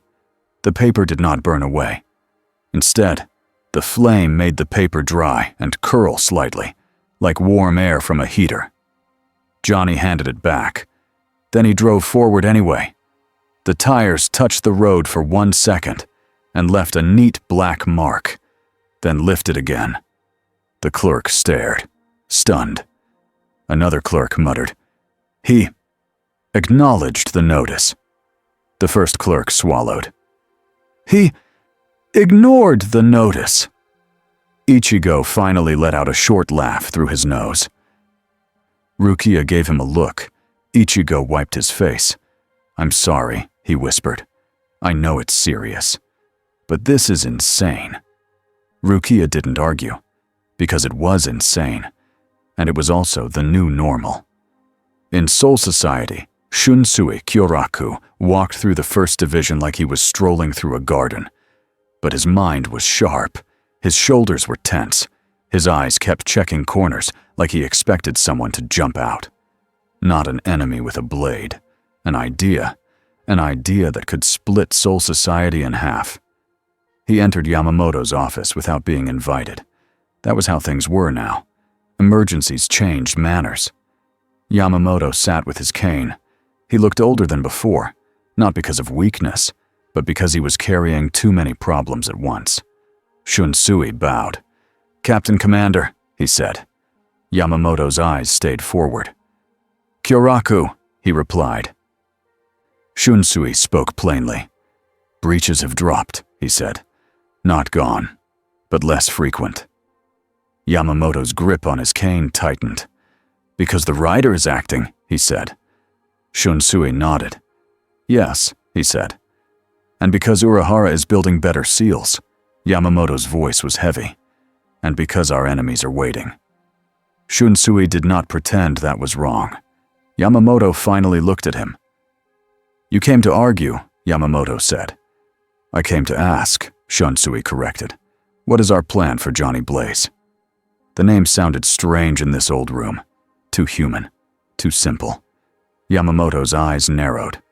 "He is a risk," he said. Shunsui nodded. "Yes," he said. "But he is also a barrier. When that hell route tries to open, it reacts to him like he belongs to it. And he resists it."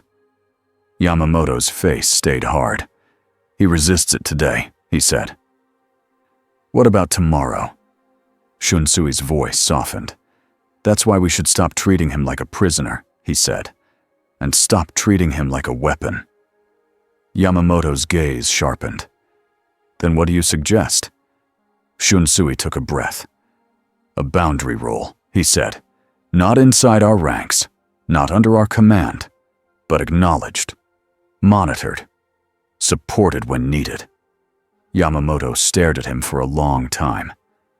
"You mean to accept a foreign judge near our world," Yamamoto said. Shunsui didn't flinch. "I mean to accept reality," he said. "Hell is making offers. Hell is making moves. If we push Johnny into a corner, we might force him into the one deal he hates but can't escape." Yamamoto's eyes hardened. "We do not bargain with hell," he said. Shunsui's voice stayed calm. Hell is already bargaining with us, he said. We just haven't admitted it. Silence. Then Yamamoto spoke, slow and sharp. And what would you offer him? Shunsui's answer was simple. Nothing, he said. That's the point. We don't offer him a cage dressed as respect. We offer a line, a place to stand, a promise that if he holds the boundary, we don't stab him in the back. Yamamoto's hand tightened. And Mayuri? He asked. Shunsui's mouth tightened. Mayuri will do Mayuri things, he said. But I'll keep him leashed as much as anyone can. Yamamoto gave a low sound that almost counted as agreement. Shunsui's eyes flicked toward the far wall, toward the deep underground that held the most dangerous prisoner in Soul Society. And if the rider wants to see Aizen? Yamamoto asked. Shunsui blinked once. Does he? He asked carefully. Yamamoto's eyes were cold. Hell is moving toward that place, he said. I can feel it. Shunsui felt it too. And suddenly, the personal target Johnny had warned about became clear. Not a random guilty human. Not a lab breach. Aizen. A man with guilt so deep it could be used like a ladder. Shunsui swallowed. Then we should move first, he said. Yamamoto's voice dropped. We will, he said. If the rider is the key they want, then we decide where the key stands. Shunsui nodded, heart heavy. Because decide where the key stands still sounded like control. And Johnny Blaze hated being controlled. Johnny felt the pull change before anyone told him anything. It shifted from a hook to a straight line. Not, come here. More like, this is where it ends. He rode at night across rooftops, across empty roads, across the air when roads ran out. When he reached the border of Soul Society again, flames low and steady, he found Shunsui waiting. Shunsui stood with his hands in his sleeves. His smile was lazy. His eyes were not. You came without being invited, Shunsui said. Johnny's skull turned. You're here, Johnny said. So I was invited. Shunsui's smile twitched. Fair, he said. Johnny didn't move. You're standing in the way again, he said. Shunsui shook his head. Not this time, he said. This time I'm standing in front of a door that's about to open. I'd rather you see it with us than alone. Johnny's flames rose slightly. Where? He asked. Shunsui's voice went quiet. Deep below, he said. A place we don't like to talk about. Johnny's chain shifted on its own. A cage, Johnny said. Shunsui nodded.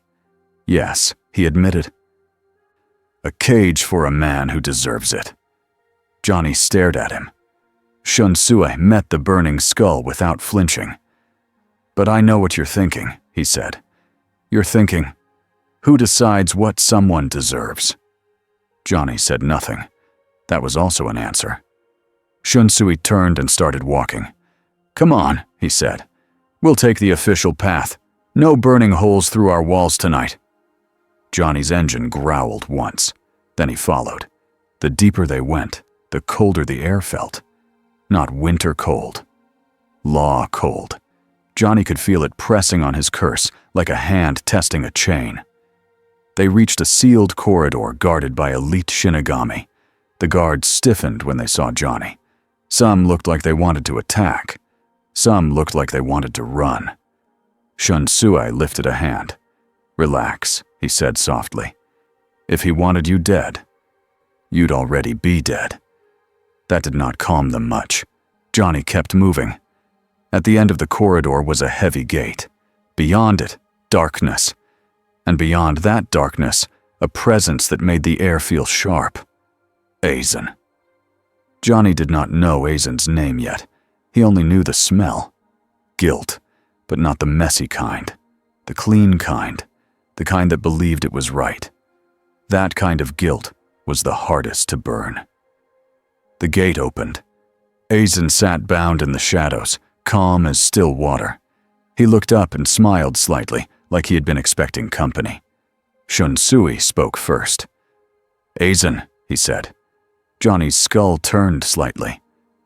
That's him, Johnny said, not asking. Eisen's eyes moved over Johnny, studying him like a new book. How fascinating, Eisen said. His voice was smooth. A spirit that punishes souls, wearing a human name. Johnny took one step forward. Shun Sui tensed, ready to stop him if needed. But Johnny did not rush. He did not strike. He only listened. Eisen's smile grew a little. They fear you, Eisen said, because you do not follow their rules. Johnny's voice was rough. I don't follow yours either, he said. Eisen chuckled softly. Of course, he said. But you are honest. That is rare. Johnny's flames rose slightly. You smell like a man who hurt a lot of people and called it progress, he said. Eisen's smile did not break. Progress often hurts, he said. Shunsui's voice turned sharp. Enough, he said. Eisen's eyes flicked to Shunsui. Captain Kyoraku, he said, amused. You brought him here because you're afraid hell will choose me as a tool. Shunsui did not deny it. Johnny's skull tilted. Hell is already choosing, he said. As if the universe heard him, the air cracked. Not above them, inside the corridor. A thin red-black line appeared across the floor like a mouth opening. Cold poured out. Chains rose. Shinigami guards drew swords instantly. Shunsui's voice stayed calm. There it is, he said. Eisen smiled wider. Perfect timing, he said. Johnny's engine roared. Hellfire surged along his chain. He rode forward, tires sparking against stone, and slammed his front wheel into the crack's edge. The crack resisted. This one was stronger. This one was anchored in a place full of heavy guilt and heavy secrets. Chains shot upward, not toward random guards, toward Johnny, toward Eisen, toward the idea of a judge and a prisoner. Johnny's chain snapped out and shattered 2 incoming chains in midair. Shunsui lifted his hand and released Kido that formed a barrier wall between the crack and the guards. Protect the corridor, he called. The crack widened. A robed, masked figure rose from it, like smoke standing up. The mask had carved lines like words. The mind voice hit everyone at once. Offer. Johnny's flames rose higher. No, he growled. The figure's mind voice stayed calm. We end the pull. We end the breach. We end your pain. Become the verdict. Become the lock. Johnny's skull turned slightly, like the words tried to slip into him. Eisen's voice drifted through the tension like poison perfume. They're offering you peace, he said. Why refuse? Johnny did not look at Eisen. Because it's a cage, he said. Eisen laughed softly. All order is a cage, he said. The only question is who holds the key. Johnny's chain tightened. The masked figure lifted one hand. A contract circle flared into existence around Johnny's bike, red lines crawling over the stone like living ink. Johnny felt it instantly. A pull inside his ribs. A hook trying to catch a deeper part of him. Shunsui's eyes widened. Johnny, don't let it mark you. Johnny did not step into the circle. The circle stepped toward him. It expanded, trying to swallow him. The masked figure's mind voice stayed polite. Consent is inefficient. Johnny's flames exploded higher. He revved the engine hard. He drove in a tight ring, burning a boundary circle of his own just outside the contract line, like he had done before. The contract line hit his boundary line and flickered. Not broken, but slowed. Shunsui's voice snapped. Now! Seal the symbols! Shinigami rushed forward, slapping tags onto the floor, trying to lock the contract circle in place. The masked figure raised its other hand. Chains shot toward the guards, aiming to drag them into the circle and mark them too. Johnny's chain whipped out, smashing chains away from the guards. He was protecting them even while they were trying to manage him. That contradiction made Shunsui's chest hurt. Eisen watched all of it with bright eyes. Then Aizen spoke, voice calm and sharp. "You're doing it wrong," he said to the masked figure. "If you want him to accept, don't threaten strangers. Threaten purpose." The masked figure's mask tilted. The crack widened again. A second red-black line opened. This one not in the corridor. This one above, far away. Above Karakura town. Ichigo felt it immediately, like a knife against his spine. He was on a rooftop when the sky scar flared. The air turned cold. People below paused, confused, looking up. Ichigo's stomach dropped. "They're doing it now," he whispered. He sprinted. Back in the underground corridor, Shunsui's eyes widened as he felt the distant breach. The masked figure's mind voice spoke again, calm as a judge reading charges. "Choose." Johnny's flames surged. He understood the tactic instantly. Hell was not trying to win this room. Hell was forcing Johnny to pick what he valued most. Aizen's voice came smooth. "Let the town burn," he said, like it was advice. "Accept the offer here. End the chaos." Johnny's skull snapped toward Aizen for the first time. For 1 second, the fire in his eyes looked like it wanted to erase Aizen from existence. Then Johnny spoke, voice low and deadly. "You don't get to talk about choices," Johnny said. Aizen only smiled. Johnny turned back to the masked figure. His voice was like grinding metal. "You want me to be your lock," he said. "You want me to be your badge," the mind voice answered. "Yes." Johnny's chain tightened around his fist. He made his choice. "No," Johnny said. "I will be my own line." He revved the engine until the corridor shook. Then he did something reckless and smart. He burned a doorway, not to escape, to connect. A flaming tear opened beside him, leading straight toward Karakura town's sky breach. Shunsui's eyes widened. "You can do that," he muttered. Johnny didn't answer. He hooked Shunsui's arm with his chain and yanked him forward. Not as an attack, as a rescue pull. "You wanted me watched," Johnny said. "Then watch." Shunsui didn't resist. He knew better. Johnny's bike shot into the burning doorway. Shunsui was dragged with him. The masked figure reached out with chains, trying to grab Johnny mid-jump. Johnny's chain snapped back and caught the masked figure's arm for a split second. Johnny yanked hard. Not to pull it through, to pull it off balance. The contract circle flickered.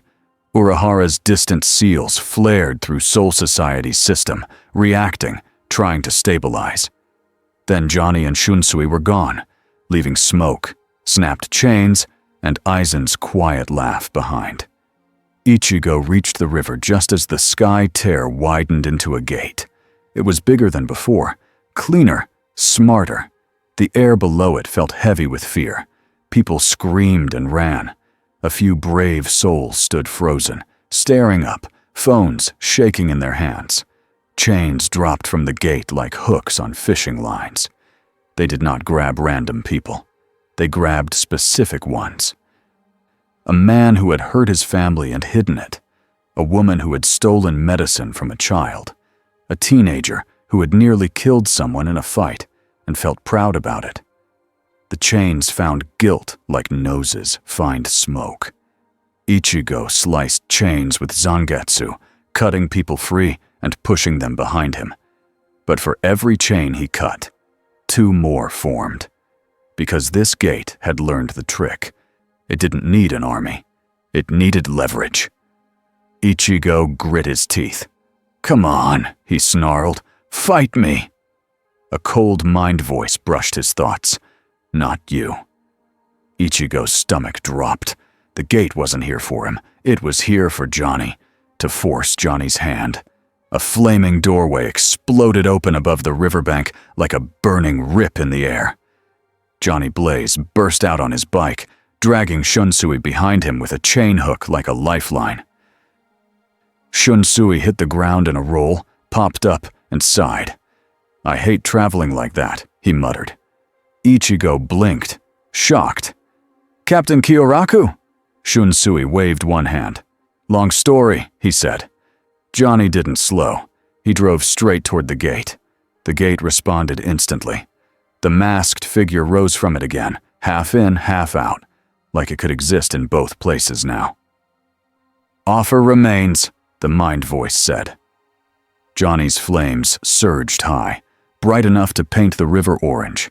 He stopped his bike at the river edge, tires biting into dirt. He stared up at the masked figure. "I refuse," Johnny said. The masked figure's voice stayed calm. "Then we take." Chains dropped harder now, thicker, faster. Shunsui moved like a switch flipping. He shouted orders to arriving Shinigami squads through a communicator. "Barrier teams, civilian routes. No one touches the gate without my call." Ichigo turned to Shunsui, angry and relieved at the same time. "Why are you here?" Shunsui's eyes stayed on the gate. "Because if this becomes a war between Johnny and Soul Society," he said, "we all lose." Ichigo understood that instantly. Johnny revved the engine.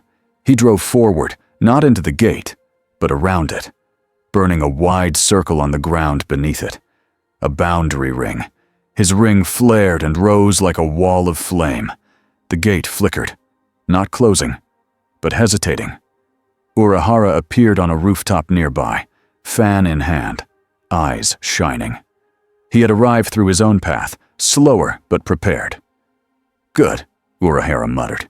"He's doing the boundary again." He threw seal tags in a wide arc, linking Johnny's flame ring to a grid of Keto lines.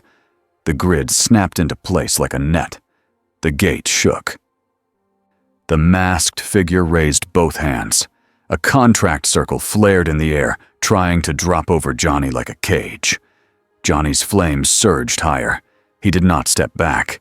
He lifted his chain and snapped it upward. The chain struck the contract circle like a whip hitting glass. The circle cracked, not shattered, but cracked. Shunsui's eyes widened. "He can hit the rule itself," he whispered. Ichigo felt awe and fear at the same time, because Johnny wasn't just burning things, he was fighting ideas. The masked figure's mind voice hit them again. Become the verdict, become the lock, end the pull. Johnny's voice came out rough, honest, stubborn. "I don't want your peace," he said. "I want your hands off my soul." Then Johnny did the one thing hell didn't want. He looked away from the offer and looked at the people. He saw a crying woman pulled by chains. He saw a shaking teenager. He saw Ichigo cutting chains and bleeding.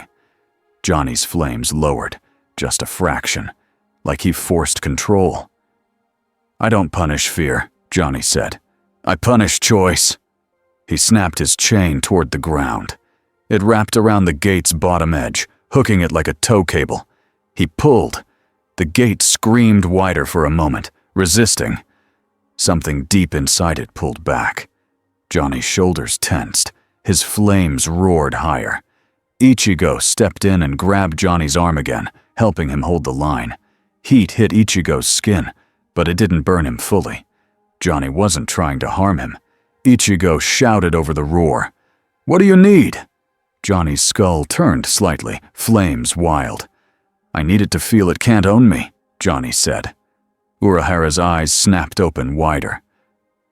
He understood. He shouted to Shunsui, "We need a second anchor, a local authority anchor, something this world recognizes." Shunsui didn't hesitate. He stepped forward, spiritual pressure rising, calm but heavy. "I am Shunsui Kyoraku," he said, loud enough for the gate to hear. "Captain of the Gote 13, this world's law stands here." The masked figure's head tilted. It had expected threats, not a claim of authority used as support. Shunsui looked at Johnny, eyes steady. "I'm not your jailer," Shunsui said. "I'm your witness. If you hold the boundary, I will not call you a criminal for doing it." Johnny stared at him. The flames dipped. Just a little. That tiny dip mattered. it meant Johnny heard him.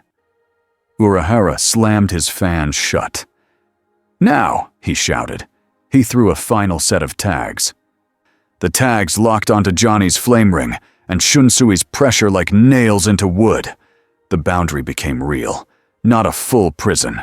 A line in the world that the gate had to respect.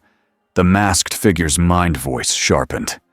"You cannot seal hell." Johnny's voice was hard. "I'm not sealing hell," he said. "I'm sealing your reach." He pulled again. The gate narrowed. Chains snapped and fell like dead ropes. People dropped to the ground, sobbing, alive. Ichigo breathed hard, holding the line. Then the masked figure did its last move. It reached inward, toward Johnny's curse, trying to brand it from the inside. Johnny's flames flared violently. His skull tilted back like he was choking. Ichigo panicked. "Johnny!" Shunsui stepped closer, eyes sharp. "Hold on!" he yelled. Urahara's hands moved fast. He placed a seal tag directly onto Johnny's flame ring, right where Johnny's tire mark was darkest. The tag glowed, not to trap Johnny, to reinforce Johnny's own choice. Johnny's flames steadied. He leaned forward again, breath like a growl. Then he stared straight at the masked figure. "You want a verdict?" Johnny said. The mind voice pressed back. "Yes." Johnny's voice dropped into something deeper. "Here's my verdict," he said. "You don't own this world, and you don't own me." He yanked the gate hard one final time. The boundary ring flared like a wall. The Kido grid snapped tight. Shunsui's pressure held steady like a pillar. The gate shrank, folded inward, and snapped shut. The sky scar did not vanish. It remained as a thin red line, but it was smaller, quieter, like a wound that had been stitched instead of left open. The riverbank went silent, except for people crying and coughing and asking if they were alive. Johnny's flames lowered.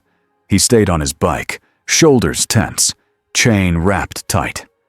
Ichigo let go, breathing hard. Shunsui exhaled slowly, like he'd been holding his breath for a year. Urahara's smile returned, faint and tired. "We didn't win," he said softly. Johnny's skull turned. "We held the line," he replied. Shunsui nodded. "That's a kind of win," he said. From far away, deep under Soul Society, Aizen's calm laugh echoed in his own mind. Not out loud, just an idea. Johnny didn't hear the laugh, but he felt the truth. Hell had not stopped. It had adjusted, and so had they. After that night, the breaches became rarer. Not gone, just controlled. When a weak point flared, Urahara's tags reacted first. Shunsui's teams moved faster. Ichigo's group cleared civilians, and Johnny Blaze showed up like a dark guardian, burning a boundary ring, forcing the door to stay a door and not become a mouth. Soul Society didn't welcome him. They couldn't. But they stopped trying to treat him like a criminal every second. Byakuya still watched him like a blade held close. Yamamoto did not smile, but he stopped blocking Johnny's every move. Mayuri, of course, kept his sample. He hit it deeper and smiled wider. And Johnny kept getting damage notices. Some were for cracked stone in Seiraitai. Some were for scorched dirt near the river. One even said, in perfect stiff writing, that motorcycles were not authorized transport in restricted zones. Johnny never burned the papers. He just left tire marks anyway. Because he wasn't trying to be polite. He was trying to be free.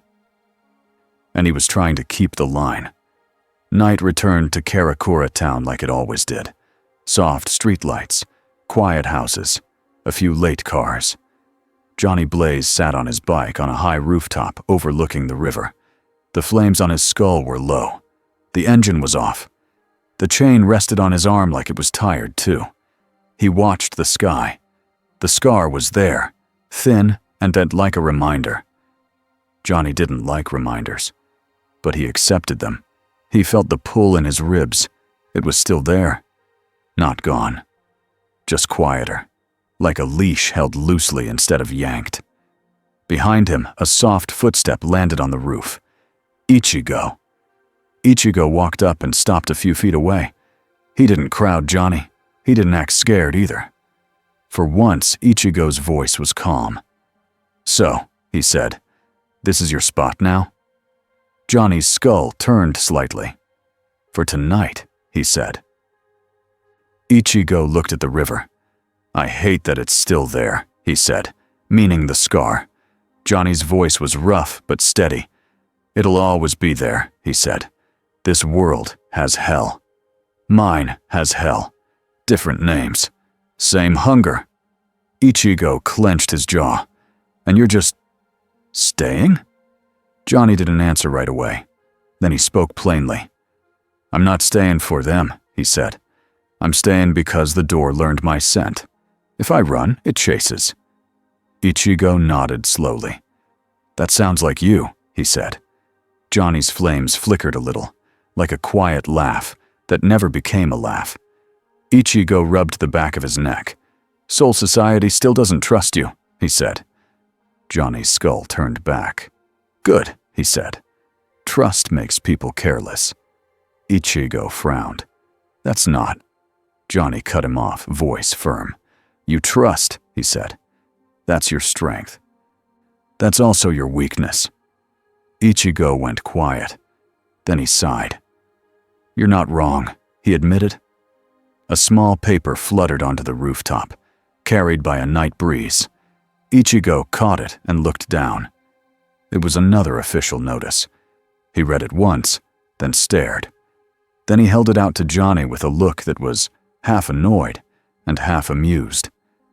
"It says," Ichigo read slowly, "that you are responsible for unauthorized rooftop access and excessive surface marking." Johnny stared at the paper. He took it. He didn't burn it. He folded it once and tucked it into his jacket like it mattered. Ichigo blinked. "You keep these?" Johnny's voice stayed flat. "Evidence," he said. Ichigo stared. "Evidence of what?" Johnny's skull tilted toward the river. "Evidence that I can choose," he said. Ichigo didn't fully understand, but he felt the weight of it anyway. A few seconds passed in quiet. Then Johnny swung his leg over the bike. The engine rumbled low. Ichigo raised an eyebrow. "Going somewhere?" Johnny's flames rose a little. "Patrol," he said. Ichigo stepped back and waved one hand. "Try not to melt the whole street," he said. Johnny's skull turned. For a moment, the fire in his eyes looked almost calm. "No promises," he said. Then he drove forward. The bike rolled across the rooftop edge and into open air. For a second, Ichigo's stomach jumped like it always did. Then the bike caught an invisible path and rode the night like it was a road. Johnny left two thin black lines in the air for a heartbeat. Then they faded. Ichigo watched until the flames became a small dot. The scar in the sky stayed thin and red. Life kept moving. But now, when the door in the sky twitched and tried to smile, something in this world was ready to stare back.